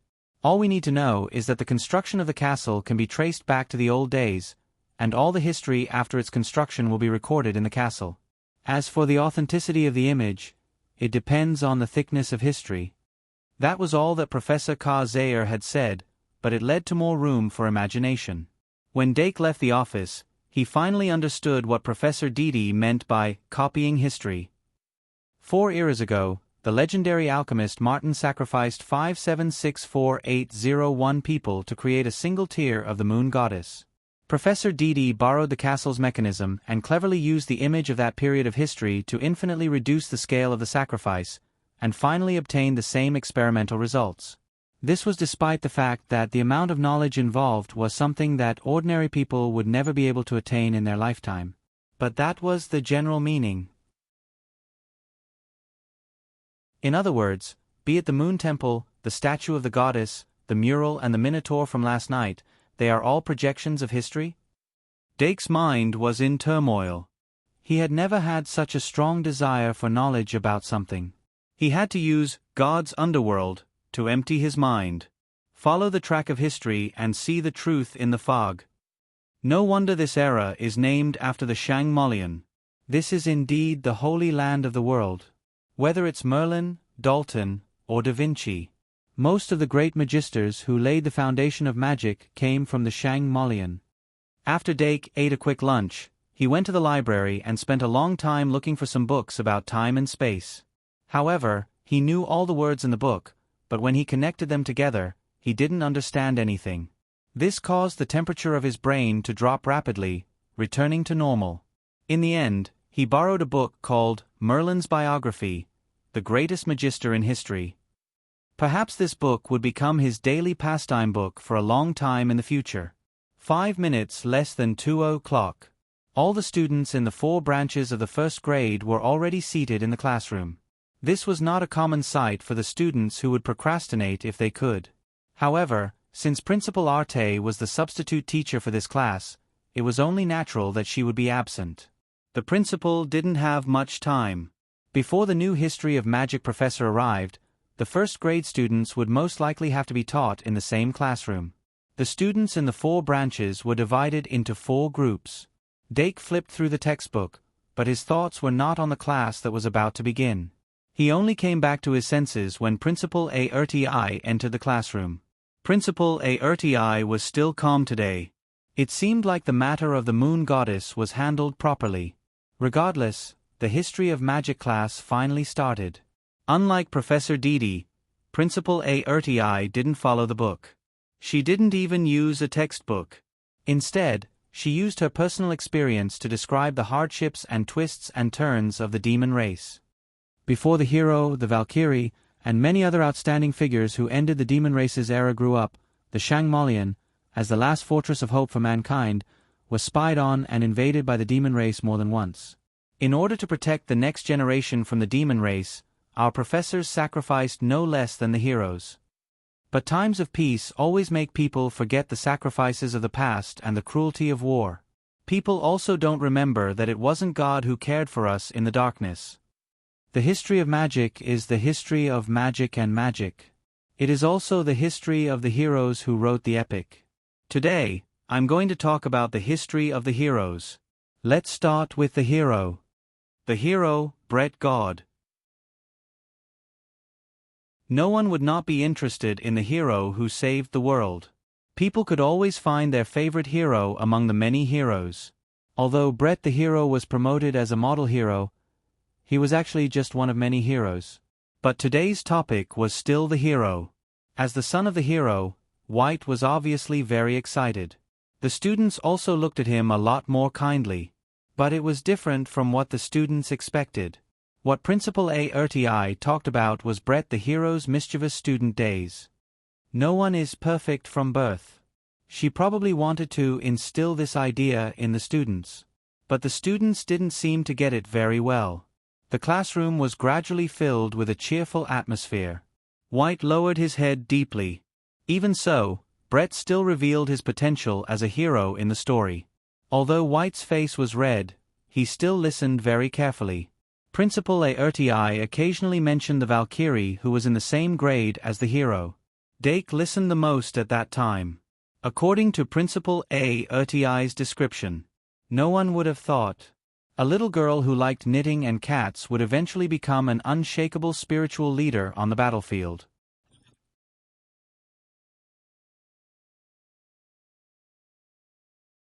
Chapter 129. The history of magic ended with Principal A. Urtiai's calm but humorous introduction. Even after the principal left, the junior magisters were still unsatisfied. The interesting stories of Hero's school days were clearly more fitting for their current state of mind, and it was easier for them to immerse themselves in the story. Even though they had never actually met Hero, after this lesson, they had a vivid image of him in their minds. At the same time, the junior magisters also realized that they were walking the same path as Hero. Portraying history and walking into history, they would find that they were also becoming history. Of course, the one who felt this the most was White Gouda. He was immersed in his own thoughts and stayed in the classroom for a long time. Dake, on the other hand, quickly left after the lesson ended. Principal A. Urtiai would continue to tell the story of the hero's growth in the Shang-Malian history of magic. The first website was https://m. Vipkanchu. VIP. He was very interested in this and looked forward to the day when the Valkyrie became the main character of the story. But before that, he still had his own things to do. This afternoon, the flower of pride would bear fruit. In the past, he would go straight to the library at this time, but there were always exceptions. He entered the tower, returned to the dormitory, and pushed open the door. Dake bent down and picked up the catnip plant that came to greet him. A small flower pot was tied to its tail like a bow. The flower pot was specially made and had no openings other than the part that connected the tail. There was also a special filtration device inside the flower pot. This allowed the cat grass to grow normally, and the soil and water would not leak out because of this. Dake reached out and gently scratched the catnip plant from its chin to its neck until it meowed in comfort.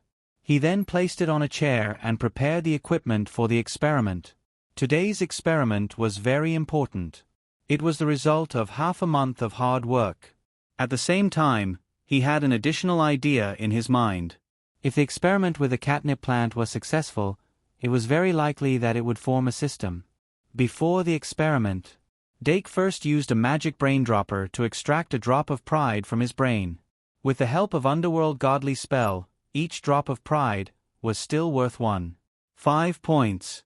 Together with the remaining 0.5 from yesterday, he had a total of 2 points of pride. Based on his speculations, these 2 points of pride were more than enough. Next, he used the magic brain pipette again to absorb half the amount from the thinking bottle, which was 1 point of pride, and injected it into the insect branch. The insect branch was more and more like a milk bottle to it, while the cat grass was like a baby waiting to be fed. It clung to the head of the insect branch and sucked desperately. This time, Dake didn't look at its expression. Instead, he focused on the flower of arrogance on its head. As the energy of pride was transferred to the fully bloomed flower, it started to grow at an extremely fast speed. There was no pollination process. The flower of pride was directly implanted. The ovary at the lower part of the stamen gradually expanded, and the ovules grew from birth to growth. The gorgeous petals withered and shriveled at a speed visible to the eye. It was obvious. The ovule was absorbing energy. When the flower of pride completely withered, a fruit the size of a longan appeared on the top of the cat grass head. Dake put on a glove and carefully touched the fruit. The surface of the fruit was a little rough, and it was fiery red. However, if one looked closely, they would find a faint dark gold color under the red. On one of the surfaces, the naturally formed pride emblem was unusually conspicuous. He only touched it slightly, and the fruit fell from the stem. It was obviously mature enough. After that, there was only a thin stem left on the top of the catgrass head. Dake wasn't cruel enough to cut off the thin stem. He took the fruit and quickly came to the experiment table. He first placed a glass trough on the table, then placed the fruit in it. He took out a thin and long knife and carefully cut the fruit. Immediately, some white fruit juice flowed out. The inside of the fruit was a viscous semi-liquid. After cutting it open, it emitted a faint aura of light. Dake didn't find any organ similar to a seed in it, which made him a little disappointed. Without a seed, there was no possibility of planting it. It could only be cultivated by feeding the catgrass. To cultivate such a fruit, roughly 7 points of pride were used. 7 points of pride was close to the amount needed to create Pride 3. After recording the data collected so far in the form of images, Dake took a deep breath and prepared to start the most crucial experiment. The cultivation method is bird and beast seed, light attribute. The core materials are the fruit of pride and the fairy beast's feather. What needs to be prepared are fairy honey, brain leaf essence, active egg liquid, light attribute powder. Active egg liquid was a kind of egg liquid that had been specially treated to maintain a certain degree of activity. In the basic cultivation method of bird and beast seed, active egg liquid was an indispensable part. Once everything was ready, it was time for the official experiment. Dake didn't hesitate to use a blank magic card with 50 credits. Soon, he spread the fairy honey evenly on the blank magic card and poured a drop of brain leaf essence on it.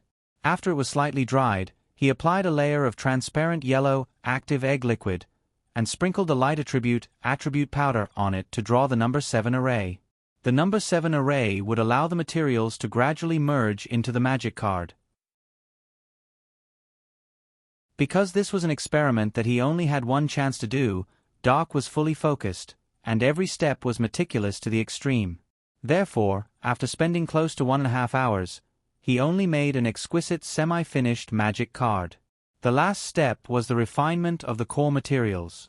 He changed the mercury axis of the magic pen to silver cat's blood, and began to draw the number 1 array. The silver cat was a type of magical beast with general attributes. The nature of its blood was close to mercury in terms of magic conduction, but it was more precious than mercury. It also had additional biological properties and was suitable for making most of the magic elven cards of the cat family. Fruit of pride, archangel's feather, silver cat's blood. All these preparations were to guide the final product to the Delu beast. When the number 1 array was completed, Dake even faintly heard a meow. First, he poured the most important fruit of arrogance into the refining array. When the fruit of pride gradually sank into the light array, he picked up the fairy beast's feather. The moment the archangel's feather came into contact with the light of the array, it instantly released an intense white light. When doing this step, Dake was actually a little hesitant. The fruit of pride was cultivated from a great sin, but the fairy beast's feather was of the holy attribute. In theory, the two attributes were mutually exclusive. Once there was a rejection during the refinement process, it was very likely to fail. The time cost was secondary. The main thing was that both the fruit of pride and the fairy beast's feather were too precious. Especially the latter, it was basically difficult to find another one. Therefore, this experiment could be said to be a one-time success. There was no turning back. If this refinement is successful, it can basically prove that the nature of the great sin and the holy attribute are not in conflict. Dake suppressed his nervousness and carefully placed the fairy beast's feather into the white light. The pure white feather seemed to have touched the surface of the water, causing slight ripples. Without any rejection, the archangel's feather was integrated into the array. Everything went terrifyingly smoothly. After absorbing the fruit of pride and the archangel's feather, the light emitted by array number 1 reached its peak. After a moment of stalemate, Dake had an idea and added a few more strands of cat fur. In an instant, the light burst out and receded. All the materials were integrated and refined. The glowing threads that drilled out from the card surface gradually weaved into a white cocoon. The refinement was complete. No matter what the final product was, at least the experiment was a success.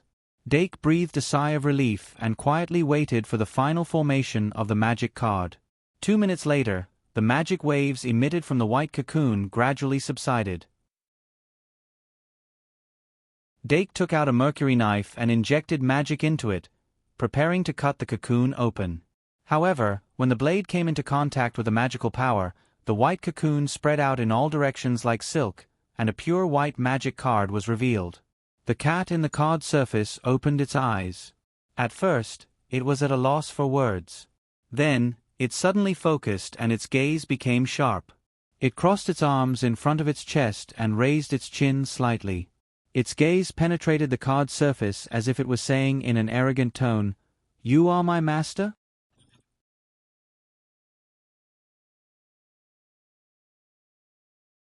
Chapter 130.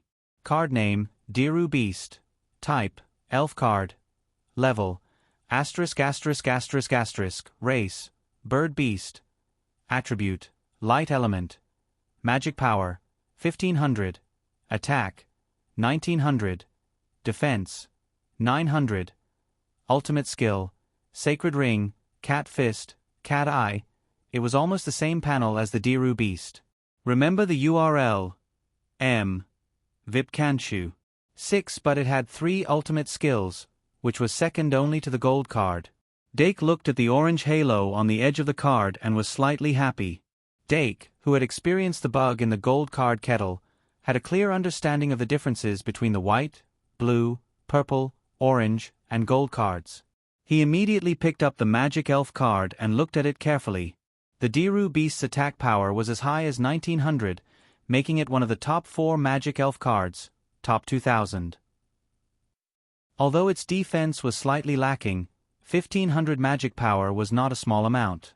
The most important thing was that it had 3 ultimate skills. For the Magic Elf, the ultimate skills were its true soul. Dake was full of anticipation as he injected a trace of magic power into the Magic Elf card. Soon, he got a response. Sacred Ring. Passive skill. The Diru Beast's Sacred Ring is the proof of its sacred element. It also makes its power stronger. Magic power plus 500, attack plus 500, defense plus 500. Cat Fist. Wave its long claws and tear the enemy apart. Cat Eye. Emit a light from its eyes like a red wheel, causing the enemy to fall into confusion and have a chance to attack itself. Sacred Ring. The Diru Beast was different. The Diru Beast was a precious beast with a sacred coefficient. Every sacred coefficient beast had a sacred ring engraved with the words, Digital Monster. The sacred ring was not only a symbol of status, but also a powerful tool that contained sacred power. Every sacred ring could increase the magic power, attack, and defense of the sacred coefficient beast by 500 each. In the anime, the Diru Beast was able to display its full strength at the mature stage. It relied on the sacred ring on its tail and the pair of gloves that copied the data of the golden sword lion's claws. In short, the Diru Beast walked the path of crushing with equipment in the early stage. Now that the Holy Ring had appeared as a passive skill, it had also given the Diru Beast a strength that surpassed the stars. Dake pondered for a moment and deduced that this was probably the power obtained from the fairy lady beast's feather. With the Holy Ring, the Diru Beast can be treated as a 4-star card. As for the remaining 2 skills, one was an offensive skill, while the other was a status control skill. Both were pretty good. In general, this Diru Beast was unexpectedly strong. While Dake was very satisfied, he quickly thought about how to summon it during a duel. If he used a normal summoning technique to summon a 4-star Diru Beast, he would need more than a minute to summon it. However, if he wanted to use the sacrificial summoning technique, he would have to gather enough 4-star sacrificial spirits. Dake listed all the magic guiding fairies he owned. Magical Beast, Ibu Trash Slime, Kettle Dilu Beast. I need a Kettle, and any one of the 1-star cards to use the sacrificial summoning technique. Dake took out the magic guiding card and tried to use the sacrificial summoning technique. In the end, it took more than 20 seconds to summon it successfully. It was a race against time in the magic guiding duel. If it took 20 seconds to summon a high-star magic guiding fairy, the magic guiding ball would have been blown up. Therefore, it was very important to use the first-tier magic guiding fairy as a foundation. In a real battle, the opponent would not give you too much time to use the summoning technique. First, summon 1 to 3-star magic guiding fairies and cooperate with other types of magic guiding cards to protect the formation. When you had enough sacrificial offerings, you would look for an opportunity to summon 4 to 6 magic guiding fairies. This was the normal way of low-level battles. While he was thinking, the Diru Beast had turned into a physical body in the light. This was a white cat with blue vertical pupils. Other than cute, Dake could not think of any other adjectives to describe it. Even though Doc saw a familiar light in its eyes, he knew that it wasn't going to give up. He could not help but reach out to touch it. Pa! His hand was slapped away. The Diru beast looked at him with disdain, as if it was looking at an LSP. "Are you the one who created Meow?" The Diru beast crossed its arms and looked up and down at the man who was nominally its master. It nodded slightly. "Not bad, Meow. At least in terms of appearance and temperament, you did not embarrass Meow." After speaking, the Dilu beast began to wander around the dormitory. It was as if it wanted to leave its scent in every corner of this territory. Although the Shang Molian dormitory was spacious, it was only a dormitory after all. Dake's dormitory did not have any extravagant decorations. This made the Diru beast not very satisfied. Especially after seeing the cat grass, it could not help but frown. "Why is there another Meow here?" The cat grass tilted its head and said, "Meow?" Although Dake wanted to tell the Diru beast that this cat grass could be said to be its mother in a sense, he held back in the end. Fortunately, although the Diru beast was arrogant, it was also rational and did not make things difficult for the cat grass. Dake carefully observed its performance and gradually determined that this Diru beast's intelligence level was at least 3. After all, this is a magic guide elf made from the fruit of pride. There is no need to try Pride I and Pride II, but Bliss 3 is necessary. Dake waved his hand. "Diru beast, come here." Under normal circumstances, the magic guide elf card could not go against the will of the owner. Although the Diru beast was unwilling, it still walked over. Dake took a deep breath and took out Bliss 3 from the card pack, then activated Summon. Meow. The Diru beast stared at the pink card and suddenly felt a trace of uneasiness. The moment the light shone, it let out a sharp shriek, exerted force in its legs, and bounced away instantly. But the pink light from Bliss 3 lit up every corner of the dormitory. There was nowhere for it to run.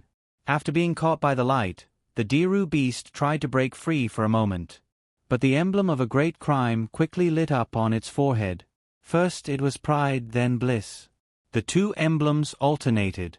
Dake could clearly see that its body was turning into light under the intertwining of the two great crimes.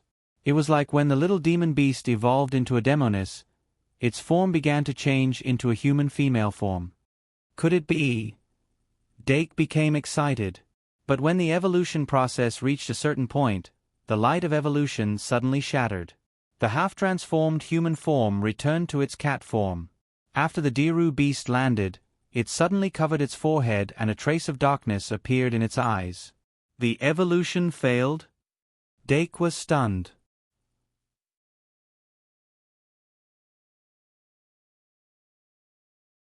Chapter 131. Although the phenomenon in front of him was unexpected, Dake didn't stay stunned for too long.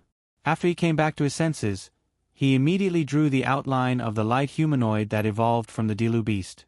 It wasn't an 8-winged angel like the fairy beast, nor was it a distinctive outline like the demon beast. Instead, it was a slender humanoid figure with 2 cat ears and 2 cat tails. Dake's understanding of Digimon was limited. He frowned and looked at it for a long time, but he couldn't recognize the main body from the outline. It's not a fairy beast, nor a demon beast? What else can the Dilu beast evolve into? A Nephidi beast? That's not right. Oh, my head hurts. Just as he was worrying about this, the Dilu beast's eyes were filled with the extreme bliss aura that couldn't be dispersed. It covered its head and curled into a ball. Pride and bliss were entangled. Light and darkness were fighting. Remember, https://m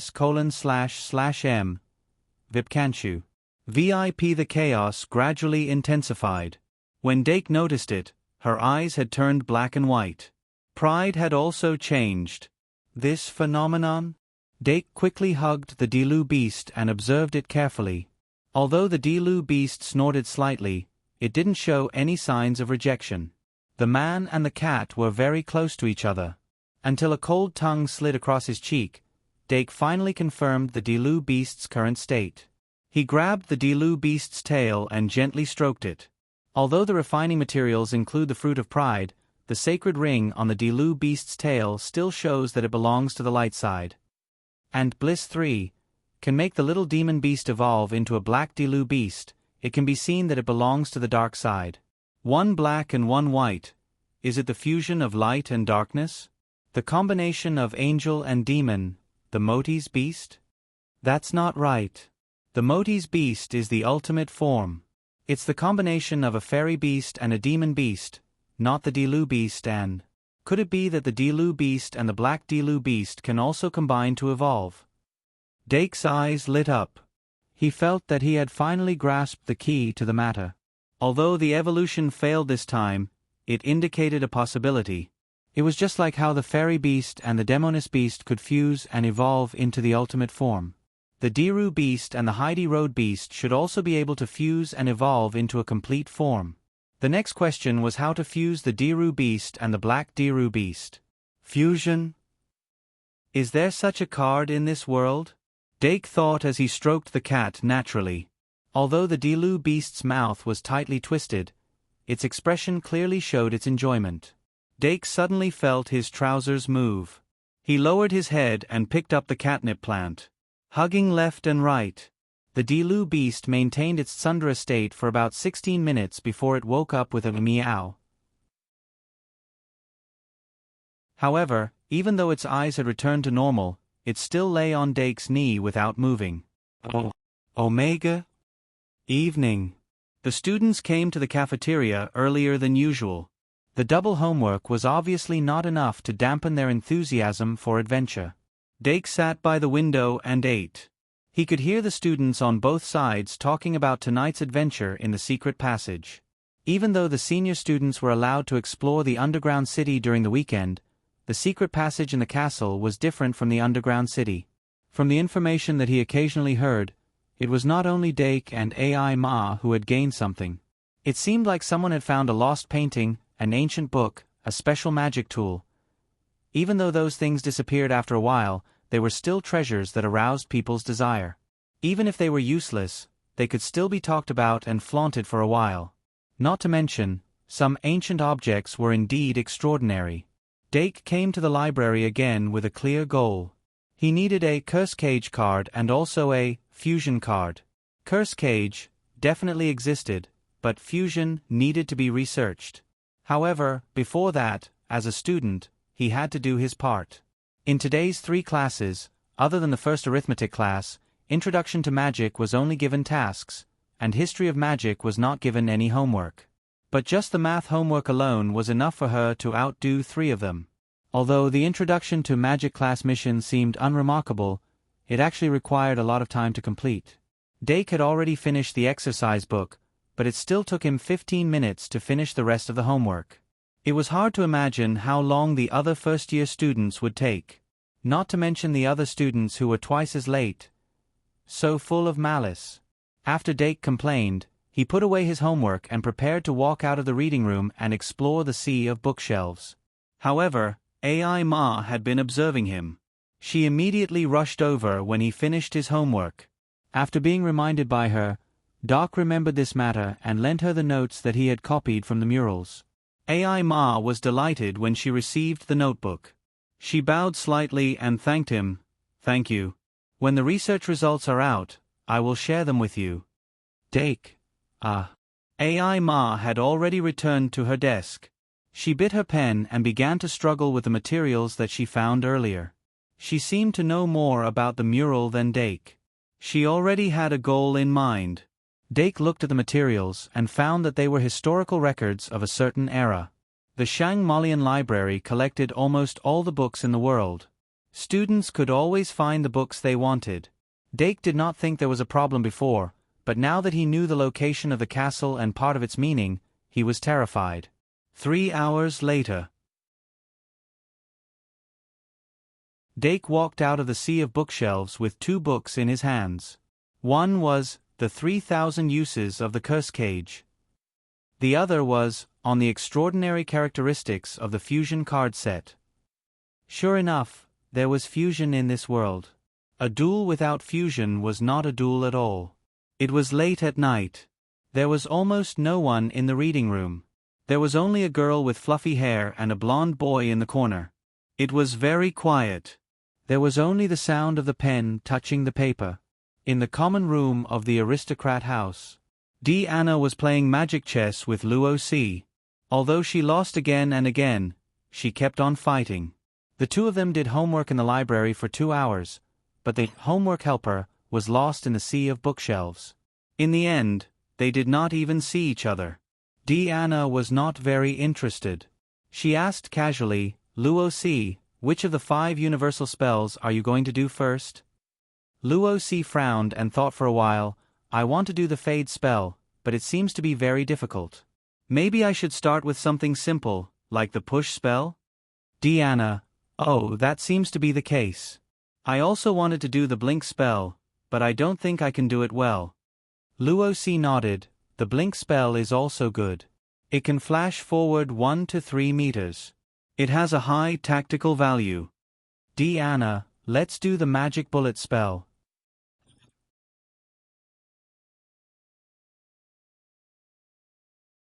Chapter 132. 10 o'clock sharp.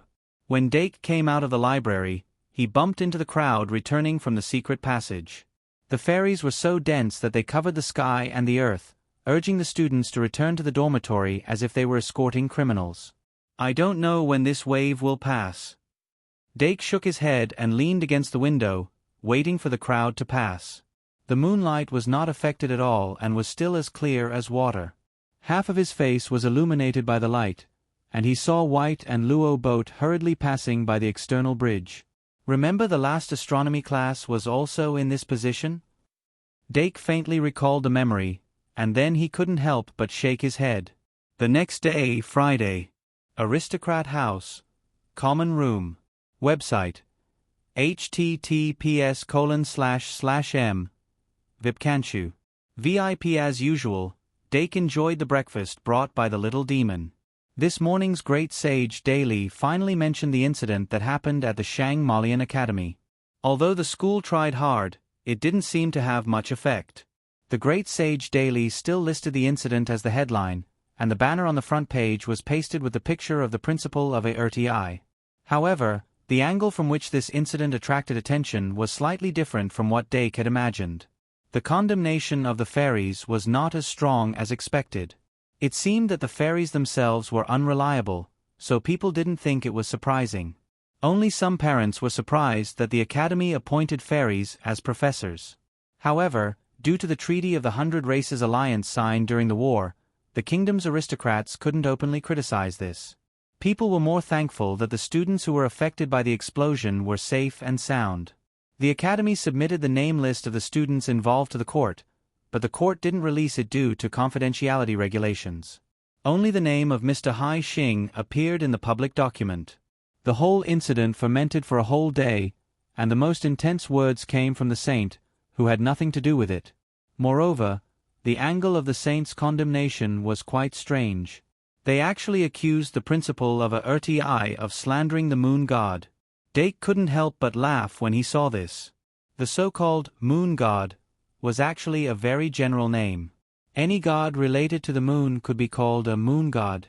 One of the more famous ones was the moon-hunting goddess, who was the ancestor of the principal of ARTI. In the ancient myths and legends, some gods that descended to the earth lived with humans. Their bloodline was passed down through normal reproduction. Although it was diluted from generation to generation, there were still a few people who had a higher purity of the god's bloodline. The principal of ARTI was one of them. The spokesperson of the Holy Church could have accused anyone else, but he had to accuse the descendant of the moon god of tarnishing the name of the transformed moon god. Doc continued to flip through the newspaper and saw a clarification post about yesterday's headlines in a small corner.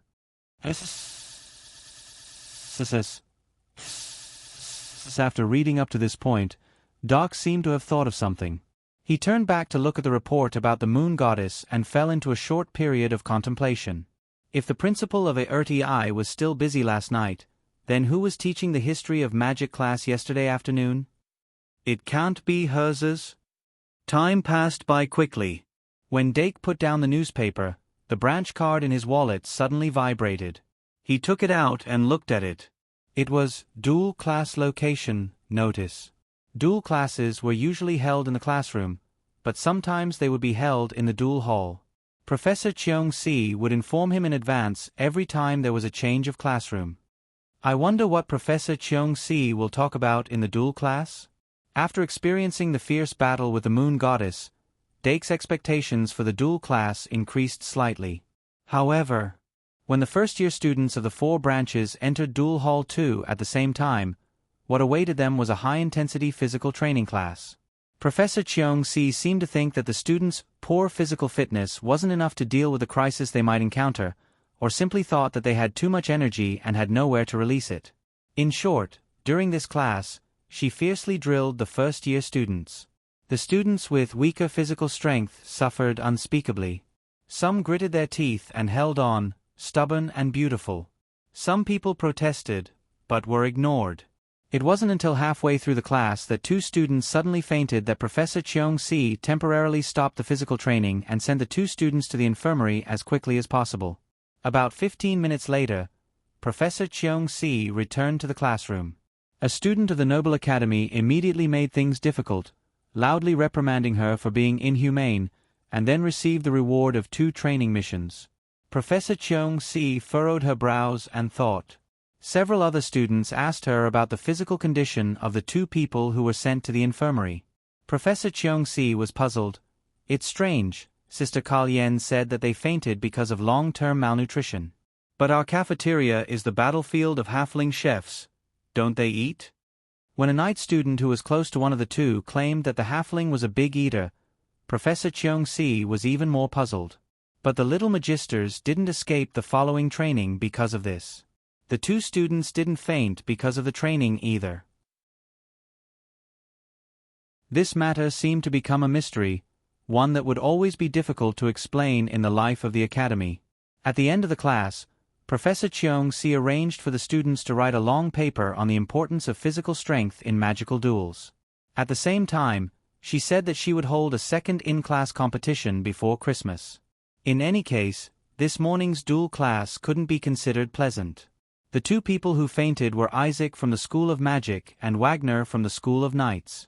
Wagner was the big eater that the students of the School of Knights called. He was strong and sturdy, and didn't look malnourished at all. Therefore, some of the students thought that Professor Cheong-si was looking for an excuse to avoid responsibility, and even called the students to go to the infirmary to verify this matter. But in fact, most of the students had lost their mobility because of the high-intensity training.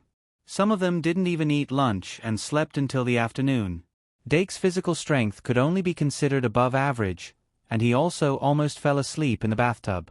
On the contrary, Anna and Luo both finally showed their advantages, and were still lively after the training. In short, after this incident, Dake began to consider whether or not to make morning exercises a part of his daily routine. 11:30. Dake dragged his sore body to the cafeteria and reluctantly ate a bowl of noodles, and then began to wait for the opening of Travelers Street. This trip to Travelers Street, he had more credits than ever before. The things he needed to buy were also more than ever.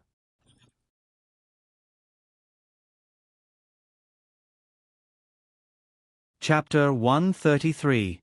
Ever since he found out that the stone block in the pavilion in the middle of the lake was a switching hub, Dake had always wanted to experience the feeling of virtual and real. But as expected, apart from the slight dizziness caused by the spinning, he didn't feel anything else. He patted his abnormally sore thighs and tried his best to move. First of all, the materials needed to make the 5 universal magic spells. Dake took out his notebook, which had already recorded a detailed list of materials. Apart from the flash spell, which required a blank magic card of 50 credits, the other 4 magic spells only required a magic card of 10 credits. Moreover, the basic materials used for these 5 universal magic spells were very similar, and many of the materials could be used. The difficult part was the part that wasn't the foundation. It was the special ink that was poured into the magic pen to write the magic language, and the core materials that gave the magic card special properties. According to Dake's estimation, the credits needed to buy the materials for these 5 magic cards were roughly as follows.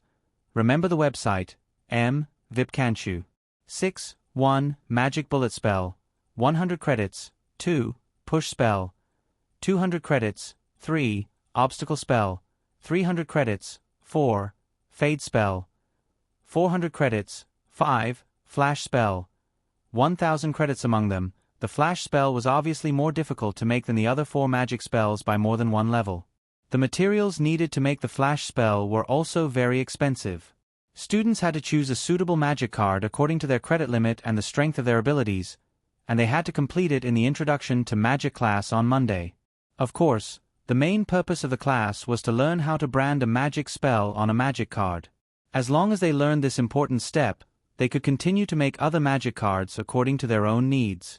Dake originally wanted to try to buy a complete set of materials from the Wind Traveler's material store, but the shop owner told him that the school had specifically instructed not to sell the materials. Looks like they want to train the students' ability to identify, collect, and buy materials. Dake shook his head and started to run around. There were many people like him who came to buy materials despite their soreness, and they often met students with the same goal after entering a store. However, from the looks of it, the students were all short of money and had worried looks on their faces. Dake looked at his credit limit. He was also embarrassed, so he only bought 1 set of materials for the flicker incantation, and 2 sets for each of the other 4 incantations. No one could guarantee that they would succeed on their first attempt. Dake had actually experienced many failed experiments, so it was better to buy an extra set just in case. By the time all the materials had been prepared, a cloud of fire had appeared on the horizon. Dake returned home with bags of various sizes, making the other students of the same grade envious. After dinner, Dake returned to the Traveler's Street after putting the materials back in his dormitory. Although Traveler's Street was still lively tonight, there were obviously fewer people than before. But after thinking about it carefully, it was normal. After all, some of the first-year students were still lying in the dormitory. A portion of the students were tied down by homework. There were also some students who were still addicted to exploring secret passages. The professor's strategy was somewhat effective. Fewer people ventured into the secret passageway. There were more students of the same grade going out after dinner than at noon. However, there was still no sign of AI Ma or most of the girls from the magic department. They clearly hadn't recovered yet. By the way, Anna was obediently staying in the dormitory because she had to take care of Luo-C. Dake was glad about this. He was still smiling when he met White and Luo Boat. "Hi, Dake." White greeted him as usual. "Are you also here to buy materials?" Dake nodded slightly. "Yes, you too." White smiled. "Of course. Professor Cheong-Si's training is really hard. If only I had Luo Boat's physique." Luo Boat was slightly proud. "It's no big deal." White added, "I'm going to buy materials for the flicker incantation, because I'm worried that it will fail." Dake, "Don't worry about it. Failure is not scary. As long as you can learn from failure to success, any loss is worth it." White, "I'm relieved to hear that." So White and Luo Boat went to buy materials for the magic spell card. Dake went to buy materials for the spell cage and fusion. The spell cage and fusion belonged to the category of high-level magic cards, and they were very special. They were magic cards that had the foundation of the magic elven card. Using this spell cage could temporarily seal demonic spirits, golems, and other simulated life forms and use them as magic elven cards. As for using fusion, it could fuse 2 or more fusion material magic elves into one. The difficulty of making these 2 magic cards was very high, and the price of the materials was more than 1,500 credits.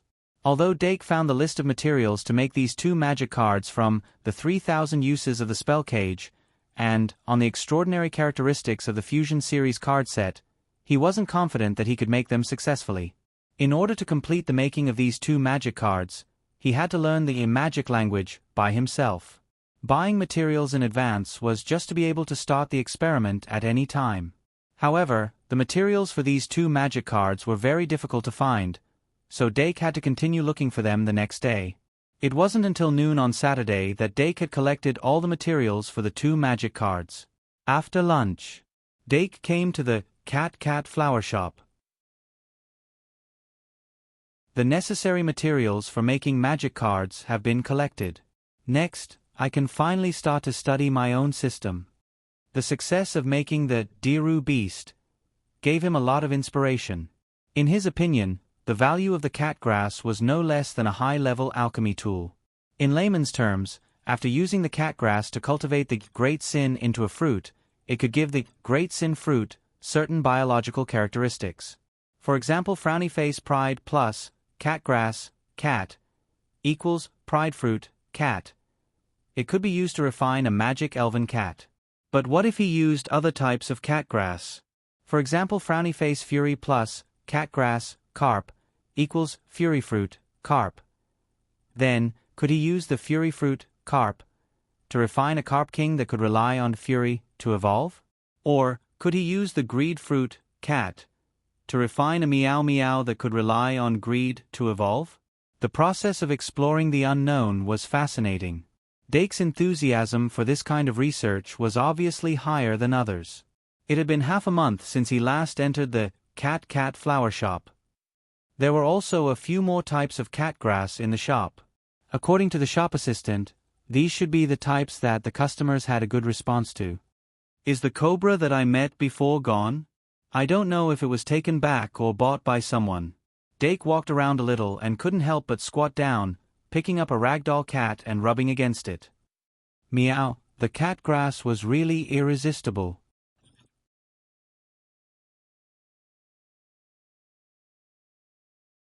Chapter 134.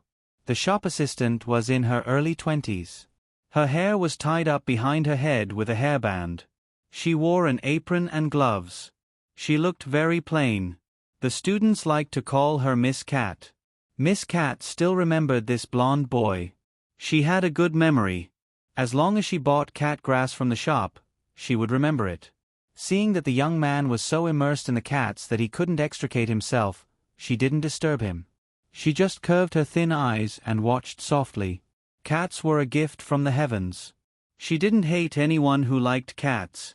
After half an hour of cuddling, Doc reluctantly put down the kitten on his lap. Apart from cats, there were only a few types of cat grass on display in the shop. These types of cat grass had a good response, but Dake needed other types of cat grass for reference. Since there wasn't much pride left, the next experiment should be the fruit of bliss. Remember, https://m Vipkanchu. VIP. As for the animals that were compatible with bliss and the moon, it was easy to think of foxes, wolves, rabbits, or maybe vampires, succubi. Considering that he wanted to raise them in the dormitory, it was best to raise them with a small and quiet size. For example, rabbit grass? In fact, rabbit grass was a good choice. Quiet and timid. Easy to raise. Whether it was in myths and legends, or in the many Digimon and Pokemon in this world, there were many species that were based on rabbits. Dake had his own ideas. He was very interested in the Dharma beast, the moon god of Digimon's 12 Olympian gods. The Dharma beast's growth stage, the moon god beast, Luna beast, was based on rabbits. On the other hand, even though he used the fruit of pride to create a Diru beast, Dake still had fantasies about the sun god of Digimon's 12 Olympian gods, the Apollo beast. The Dharma beast and the Apollo beast symbolized the moon and the sun, respectively. Not only were they ultimate forms, but they could also merge and evolve into the elegant Nova beast. If he could use the fruit of Elysium and the fruit of pride to create the moon god and the sun god, it would be of great significance to the analysis of the major sins. Also, Pokemon also had moon beasts and sun beasts. They were the moon emissary, Lunala, who was based on a bat, and the sun emissary, Sorgario, who was based on a lion. Of course, the above only existed in the fantasy stage.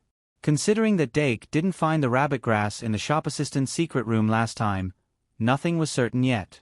After he put down the catnip plant, he went to the shop assistant and said, "Miss Cat, I want to raise another type of catnip plant.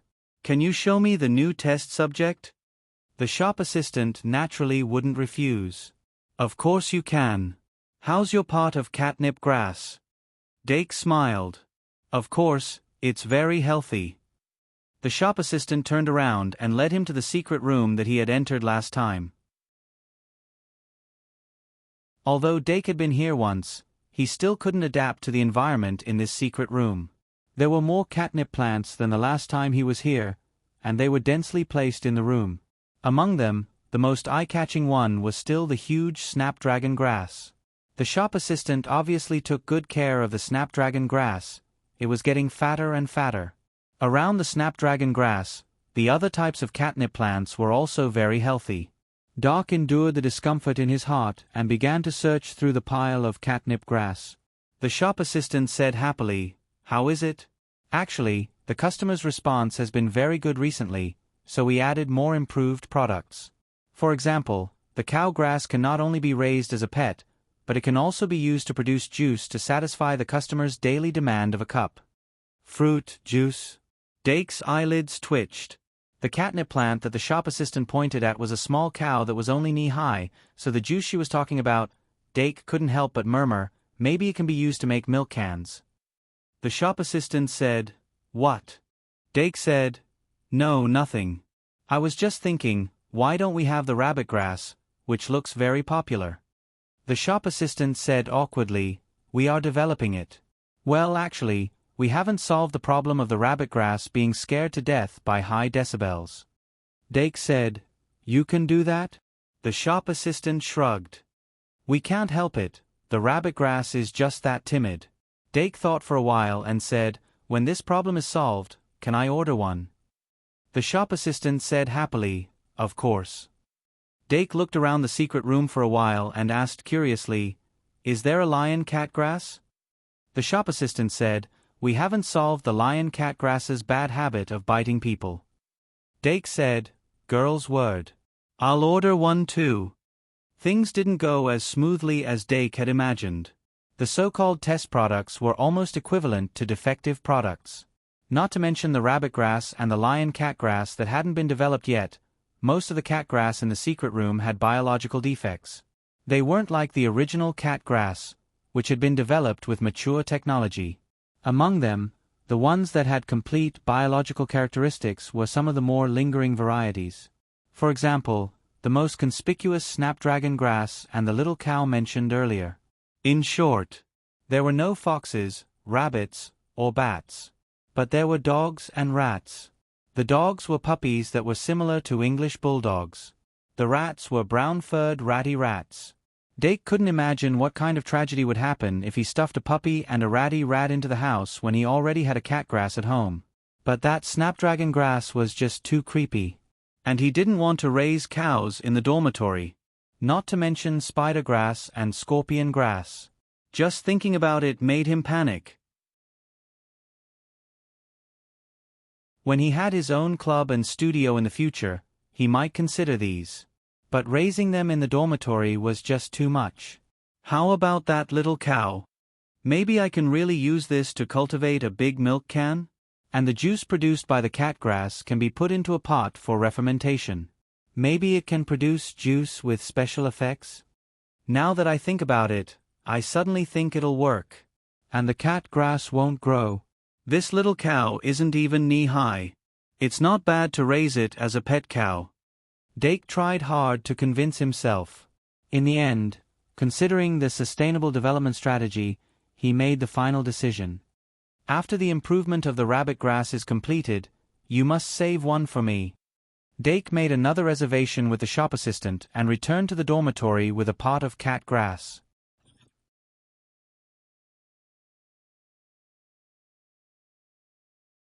Chapter 135. 3 in the afternoon. Dake put down the dairy cow rearing manual and placed the pot of milkweed on the table. The structure of the milkweed was very similar to the traditional cat grass.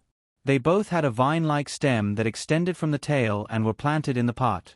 According to the shop assistant, the milkweed was very gentle.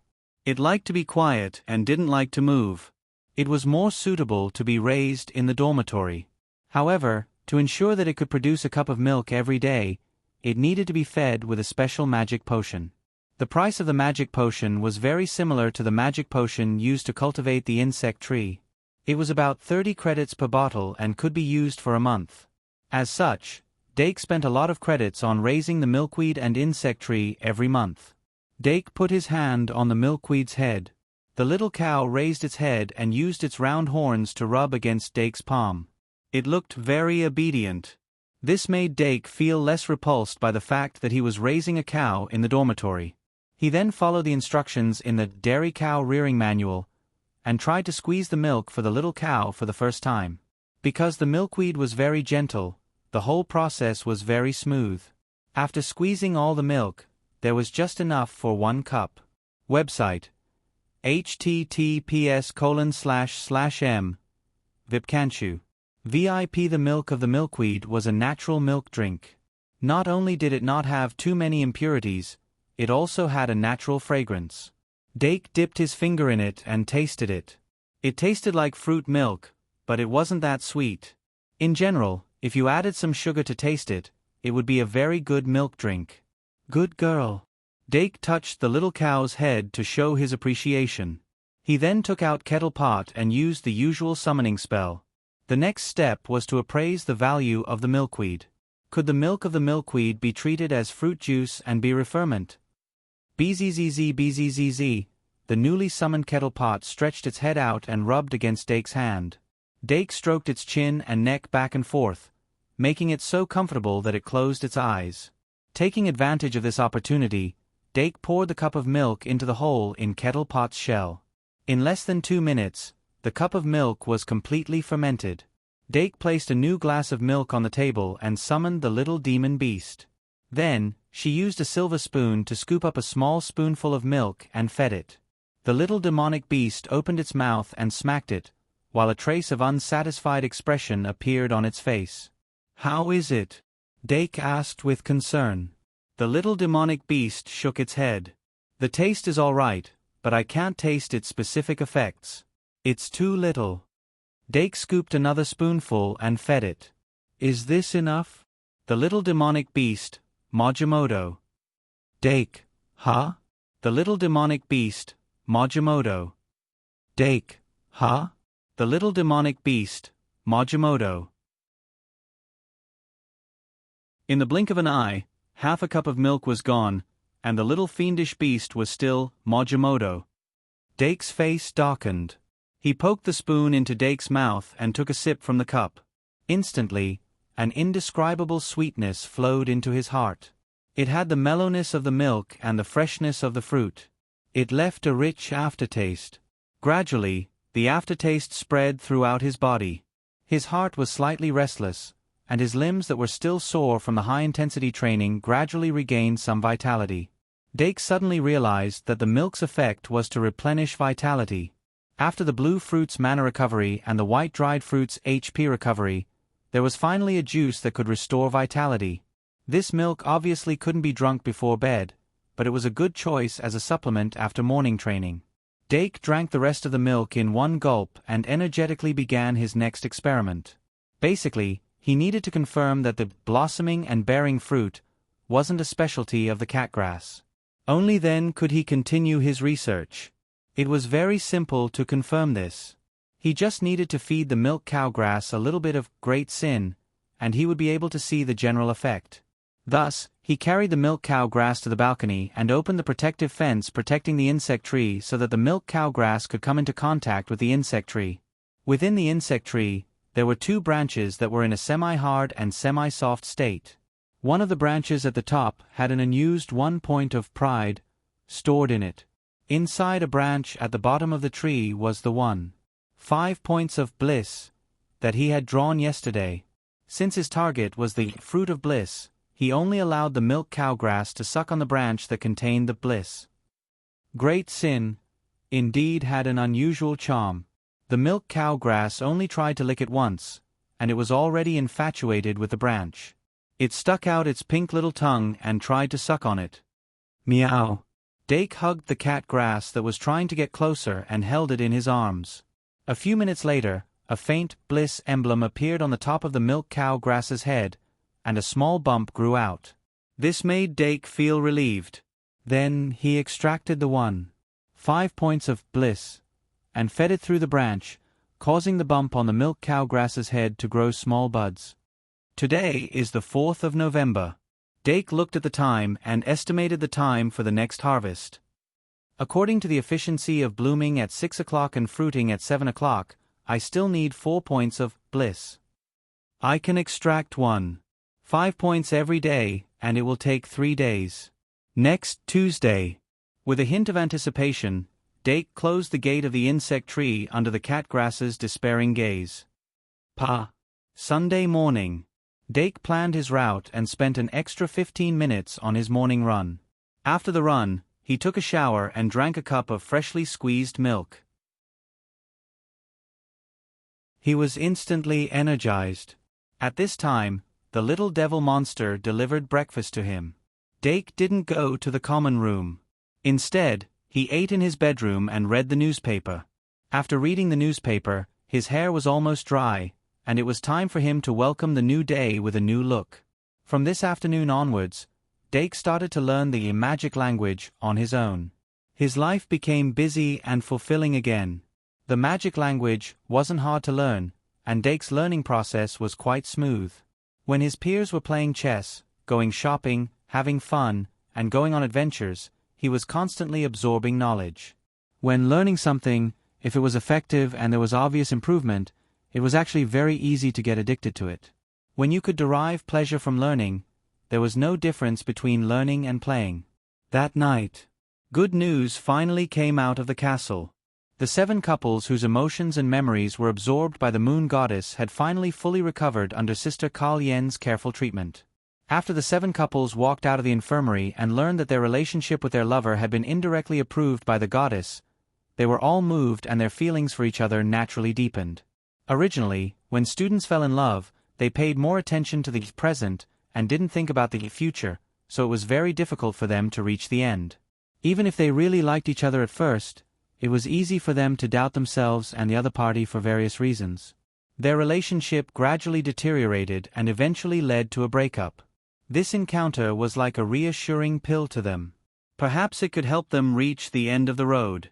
Fortune and misfortune go together. Sister Kal Yen leaned against the door and offered her blessings as an adult to this beautiful love.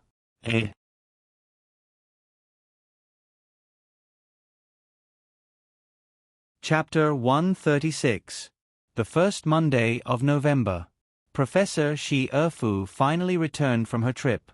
She briefly mentioned the progress of the incident in class, and then severely criticized the students for their enthusiasm for exploring the maze. She also said that she would put the golems into the secret passage and increase the intensity of the night patrols. Every person who was caught wandering the secret passage at night would have a large number of credits deducted. If they were caught after the curfew, then they would be locked up. In addition, Professor Li would no longer send the guide fairy to pick people up.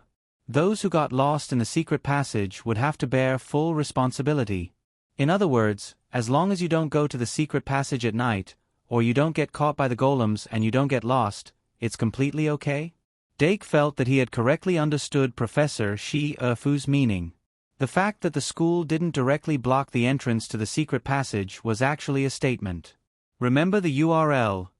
Vipkanshu. 6. They didn't oppose the students from entering the secret passage, but they deliberately reduced the number of people who entered the secret passage. This actually didn't affect most people that much. After all, most people didn't find anything in the secret passage, so it was fine if they didn't go. After so many days, the enthusiasm that was supposed to be consumed was almost exhausted.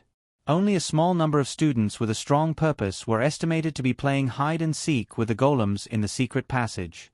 In any case, White and Luo both were frowning from beginning to end.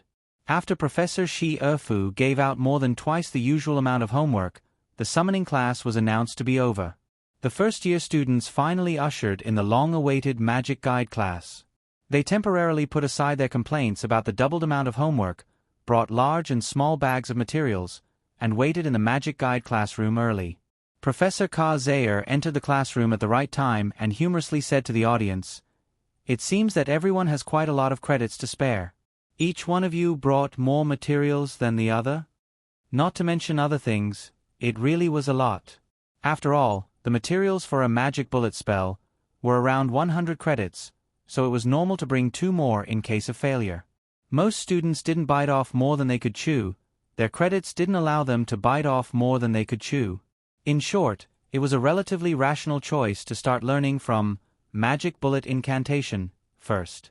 After mastering the branding method of the magic incantation, he would try to learn the more difficult and expensive push incantation and obstacle incantation. In order to guarantee that at least one card-making task could be completed in class, it would be safer to bring along 2 or 3 sets of materials. For example, Anna and Luo C brought 5 sets of materials for the magic bullet incantation and 3 sets of materials for the push incantation, which cost a total of 1,100 credits. To them, this was a huge expenditure. On the other hand, AI Ma, who had a large amount of credits, prepared 3 sets of materials for the magic bullet spell, 2 sets of materials for the push spell, and 1 set of materials for the obstruction spell. Of course, there were also upstarts like White who bought 2 sets of materials for the flash spell. But Luo Boat beside him was relatively poor, only buying 2 sets of materials for the magic bullet incantation and 1 set of materials for the push incantation. In any case, it looked like White was determined to make the flash spell. Professor Ka Zayer only glanced over, and he was well aware of what each student was thinking. He had a lot of teaching experience, and he almost immediately had a premonition of how some students would end up. But sometimes paying a price to buy a lesson was the privilege of young people. It wasn't like the older people, who were gradually losing that privilege. Professor Ka Zayer's face flashed with a trace of loneliness, and then he recovered his smile and said loudly, "Okay, as you all think, we will learn the orthodox method of making the magic card, the magic spell card." "Professor, hurry up. My materials are already unbearably thirsty." "Shoot him, magic bullet incantation." Well, there were already people who were imagining themselves using the magic bullet card. As a teacher, he naturally wanted to be able to see the most enthusiastic side of the students in his class. Professor Ka Zayer didn't say anything else, and he quickly went straight to the card printing section. He explained in detail how to imprint the magic spell on the blank magic card while writing on the blackboard. There was a schwa schwa sound under the podium. The students didn't need to be supervised at all. After about half an hour, the entire blackboard was filled with dense words. But this was still not enough. There were too many details to pay attention to in the imprinting of the magic spell. 1 or 2 classes wouldn't be enough. The students needed to practice on their own, and then ask questions according to the questions, and the professor would answer them one by one during class time. For this kind of experiment, if the professor didn't lead the way, it would be impossible to understand just by reading. But in short, it was finally time to start making the magic spell. Almost all the students started with the magic bullet incantation. Because this was the most basic and simplest magic spell card, it was a must-have card for beginners to master the basics. On this point, even Dake was no exception. He was very clear about the importance of mastering the basics. No matter how tall a building was, the foundation needed to be laid first. In the whole classroom, only White was trying to overcome the flicker incantation. Maybe this was what it meant to be a hero. The process of making a magic spell card was actually quite similar to the process of making a magic potion card. One of the core of both was the refinement of the ink. The ink of a magic potion card was the corresponding magic potion, while a magic spell card had to be configured with different inks according to each magic spell. Dake's experience in this field was far better than the other students, and he used 5 minutes to configure the corresponding ink. It was a liquid that was close to the cola in nature. In the Magic Guide class, it was called expansion water. Expansion water was made with expansion grass as the main body. As long as magic was injected, this expansion water would rapidly expand and then spray out of the container. It would feel like a cola eruption. During the process of making, a little mage would occasionally inject too much magic, and this would trigger this mechanism, causing the expansion water to spray out of the cup and splash all over the face. Boom! Anna's expansion water sprayed out. She looked like a drowned rat. Dake slightly pursed his lips and didn't laugh out loud. Luo C quickly took out a prepared towel and helped her wipe it clean. The students in the front row wanted to turn around and laugh, but they also sprayed out their own expansion water. As the expansion water sprayed up into the air, the classroom was gradually filled with a cheerful atmosphere. If one person failed, they would be laughed at. If 2 people failed, they would be laughed at by more people. If 10 or 20 people failed, no one would laugh.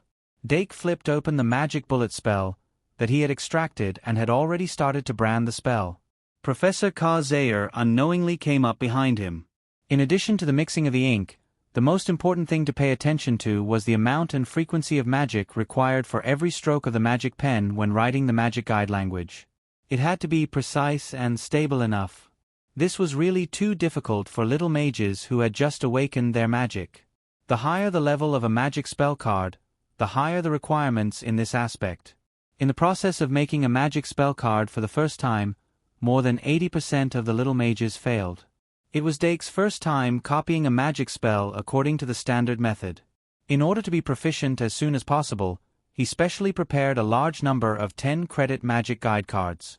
He first tried about 5 or 6 times before he started to write on the magic guide card that had already been processed. There were many ways to write a magic spell. Magic bullet spell was a standard 9-square grid.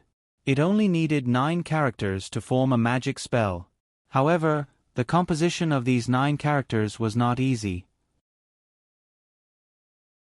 Dake was fully focused and spent a full 10 minutes to completely copy this magic spell that only had 9 characters. Only when he successfully completed it, Professor Zaire nodded slightly and turned to look at the other students. The little mages still underestimated the production of magic bullet spell. They always thought that it was just copying, and that everyone could do it. However, they didn't expect that one would fail faster than the other. According to the failure rate of some people, not to mention 3 sets of materials, even 30 sets of materials would not be enough to waste. Fortunately, after the first failure, most people learned their lesson and used blank paper to practice copying the magic bullet spell. Although the effect of practicing on paper was not as good as practicing on blank magic guide cards, it could at least increase a bit of proficiency. The final step of making the magic spell card required the use of the number 5 refining array called the Demeter refining array. Demeter was one of the first developers of the magic guide language.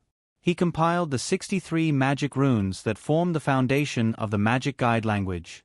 After Dake successfully drew the number 5 refining array, he put in the core material of the magic bullet spell, and the entire refining process was completed. After waiting for about 2 minutes, the magic spell card was finally refined successfully. Dake then used the same steps to create the second magic bullet spell. This time, the refining speed was significantly faster and his proficiency increased further. After that, Dake did not care about the progress of the other students at all and directly started the refining of the push spell. The push spell was indeed one level more difficult than the magic bullet spell. Although he was careful enough, he still failed once. Of course, he was not discouraged and directly continued the refining of the second card. In the middle of the refining, the bell rang. However, Dake was not affected and continued. In the classroom, most of the students were the same. This was quite unbelievable for the little sorcerers who wanted to rush out when they heard the bell. However, the refining experiment of the magic card had a charm that could capture people's hearts. Time continued to pass. Professor Zaire also did not leave the classroom. Under his careful guidance, there were students who completed the magic bullet spell, one after another. These students felt a great sense of accomplishment and smiled at the same time. Some of them left the classroom while some continued to stay in the classroom to observe. In the Knights Institute and the Aristocrats Institute, there were 3 points that attracted the most attention. Dake, AI Ma, and White, the 3 of them sat at 3 points in the classroom and were still focused. AI Ma's progress was not much slower than Dake's. She had 3 sets of materials for the magic bullet spell. She failed 1 and succeeded 2. Now, she had also begun to study the refining of the push spell. White Gouda was still studying the refining of the first flicker spell. He seemed to be under a lot of pressure. His brows were tightly knitted. He had to think for a long time before he continued. If he could not figure it out, he would make a mistake, which made his progress extremely slow. The materials for the flicker spell in front of him were worth 1,000 credits. Even if he won second place in the year in the masquerade, he could only afford 3 sets of materials for the flicker spell. As a result, the pressure during the production process was increased to the maximum. The nervous mood even affected Luo Boat, who was next to him. Luo Boat stared at him intently. His toes were clenched tightly. As for Luo Boat himself, he had successfully wasted 2 sets of materials for the magic bullet spell, and 1 set of materials for the push spell. 28 minutes after the bell rang, Dake finally completed the refining of the second push spell. This time, he learned from the failure of the first set and did not make the same mistake again. As expected, he succeeded. In this way, there are 2 magic bullet spells, and 1 push spell. The next experiment should continue in the afternoon. Well, White seems to be refining the flicker spell. I should take this opportunity to observe. Maybe I can gain some experience? Dake packed up the materials while turning his head to look at White on the other side of the classroom. But his luck did not seem to be good. Just as he was about to observe, something went wrong with White's refining process. He did not know if it was due to excessive magical power input or something else, but the magic card that was still in the refining process suddenly exploded. Boom! Werther abruptly jumped back, displaying extremely fast reflexes. Although he fell to the ground because of the chair behind him, he managed to avoid the explosion. But Luo Boat, who was next to him, was not so lucky. The black smoke from the explosion of the magic card almost directly hit his face. He sat there in a daze, completely turned into charcoal. Professor Ka Zayer hurriedly stepped forward and summoned the water element in an instant. It rolled up and wrapped Luo Boat in a bubble. It's not a serious injury, just a little burnt hair. Professor Ka Zayer sighed softly and let the water element wrap Luo Boat and walked out of the classroom. I'll take him to the infirmary. Don't forget to clean up the classroom when you leave. This experiment accident happened quickly and was solved even faster. When the students came back to their senses, Professor Ka Zayer had already taken Luo Boat away. White, who fell to the ground, was in a daze. It's just an experiment accident. AI Ma only took a glance and continued his experiment. It's just an experiment accident. Dake thought silently. He should be able to learn enough from this failure, right? It's just an experiment accident. Anna pouted. I can't even make an experiment accident happen. Dake, save me.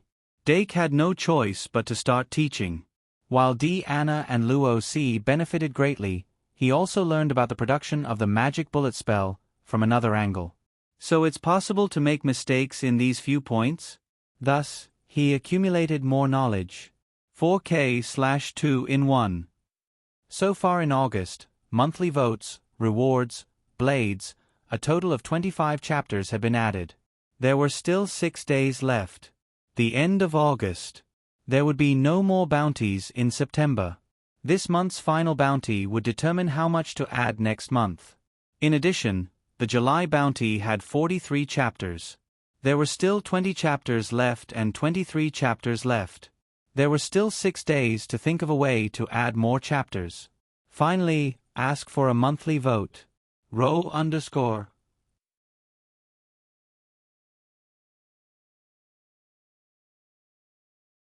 Chapter 137. Professor Thompson was in charge of the potionology class in the afternoon. However, it wasn't Professor Thompson's potionology class that left a deep impression on the students. It was Luo Boat who returned to class. Luo Boat, who was shaved bald by Sister Kalien, felt like he was lying naked on the snow with nowhere to hide. After the potionology class ended, the students lost the mood to laugh at Luo Boat because the potionology homework was 3 times more than usual. In addition, they had to complete the production of magic spell cards before the next introduction to magic class. The first-year students found themselves completely deprived of their freedom. Because there was so much homework, even Dake was affected. He had to put down the production of magic spell cards and worked hard in the library until night time. Other than going to the lounge to draw a drop of bliss and storing it in the thinking bottle, he didn't do anything else. It wasn't until 8 o'clock in the evening that Dake said goodbye to Anna and Luo C, who were still working hard, and returned to the dorm first. Remember in 1 second. https://m. Vipkanchu. VIP. After that, he began to make the obstruction spell and fading spell. The production of the obstruction spell was very successful, which allowed him to obtain 2 obstruction spell magic spell cards. However, when he was making the fading spell, he encountered a problem and had to look up the textbook after the first one failed. Although the incantation of fading incantation was rarely used in duels, it was a magic card with a very high practical value. Using the fading spell could make a magister invisible for 0.5 seconds, and the invisible state lasted for 5 seconds. Although the duration wasn't long, it was one of the rare invisibility spells that could be mastered in the early stages. More importantly, this magic spell card could be used on others. However, Dake couldn't find a solution from the textbook. In the end, he practiced the Dark Spirit spell for half an hour and quickly fell asleep. The next day, in order to solve the problem of making the fading spell, Dake specially went to find Professor Ka Zayer after the 2 classes in the morning. Professor Ka Zayer was happy to help him solve the problem.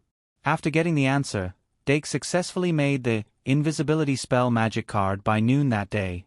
As such, only the flicker incantation was left. The difficulty of flicker incantation was on a completely different level compared to the previous few magic spell cards. Dake wasn't confident that he could succeed in one try, so he decided to wait until he had learned the magic language to a certain extent before attempting it. 2. Magic bullet incantation, 1. Push incantation, 2. Obstruction incantation, and 1. Fade incantation. 6 in total. Dake suddenly realized that he had a total of 18 magic cards. It seemed that in the blink of an eye, the 20 basic card sets were about to be assembled. He thought about it carefully for a while and felt that he could try the duel club for the second half of next year's semester. After Halloween, it was very difficult for the first years to obtain a large number of credits. Joining the dueling club was a good way to obtain credits. However, that was something that needed to be considered in the second half of the semester. When it was about time, he tidied up a little and went to the History of Magic classroom. There was only one History of Magic class on Tuesday afternoon. Unlike the dry and boring History of Magic class, the History of Magic class taught by Principal A. was very attractive, and the little mages were very much looking forward to it. Dake was also one of them. After all, there weren't many opportunities like this where they could listen to a story in peace. He even wanted to bring along some sunflower seeds and chocolate popcorn. He just didn't know if the principal of a RTI today was a real person. Actually, it wasn't that bad. After all, he couldn't tell if it was real or fake. Ring ring ring. When the bell rang, the students of the 4 academies all turned their eyes to the door. However, a faint light flashed on the podium, and Principal A. floated to the ground. She didn't seem to be affected by the disputes of the outside world at all, and still had a faint otherworldly aura. I'm very happy to be able to spend the second class with everyone. Today we will continue to talk about the history of heroes. In the previous class, we talked about the role model of heroes, the story of the hero when he was still a student. We all know that there was another person in the kingdom who was as famous as the hero. Who can say her name? Principal A. quickly went into teaching mode. The students raised their hands one after another in the face of this free marks question. Principal A. looked around and finally pointed at Ai Ma, who was in the middle of the first row. Ai Ma's cheeks were slightly red, and she said excitedly, "It's one of the kingdom's twin swords, the goddess of war Yvette Saint Dimming." When she said the word saint, she put a lot of emphasis on it. This was because the word saint symbolized the awakening of the divine bloodline. These people were also called saints, and they were the true powerhouses who stood at the peak of their era. The goddess of war was the same as Principal A. They were both the representatives of the kingdom's women, and the most admired by independent women. Ai Ma was naturally one of the goddess of war's fans. Matiska, 5 points. Principal A. gestured for her to sit down, and then said softly, "Yvette is the most gentle child I've seen in my many years of teaching. I have many stories about her, but she's quite shy, and I'm afraid she wouldn't like me to publicize her story." So today, we're not going to talk about her, but about her and the hero's mutual friend, the magus Peter. Peter Shelvik, a hero who was active on the battlefield as an archmagus. Although his name wasn't as famous as the hero and the goddess of war, he was still a household name. But few people knew that Peter wasn't a pure human. He was a hybrid between a human and a fairy. He had slightly longer ears than humans and blue hair that was as clear as the sky. When the hero Brett and the goddess of war Yvette were studying in Shangmalian, they were both noble pure-blooded members of the House of Nobles, but Peter was a commoner and was assigned to the House of Fools. How could a student of the House of Fools become friends with two students of the House of Nobles? This also involved another girl from the Sorcerer's Institute. But Principal Aertii obviously wasn't going to talk about stories that really involved people's privacy. She always had a good sense of propriety, and she only talked about stories that the main character wouldn't care if they were leaked or not. Peter Shelvik was a person who was very similar to Zhong Yi of the House of Fools.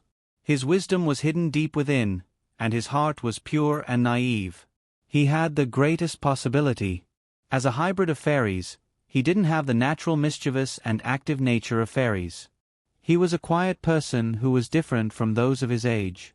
He was the best unpolished jade, and should have been polished by time to become more outstanding than Brett and Yvette. But he didn't wait until then. Piotr Shelvik had died on the battlefield. You're tuning in to the Narrate and Escape YouTube channel. Don't forget to subscribe and join us on this journey to catch the most captivating stories.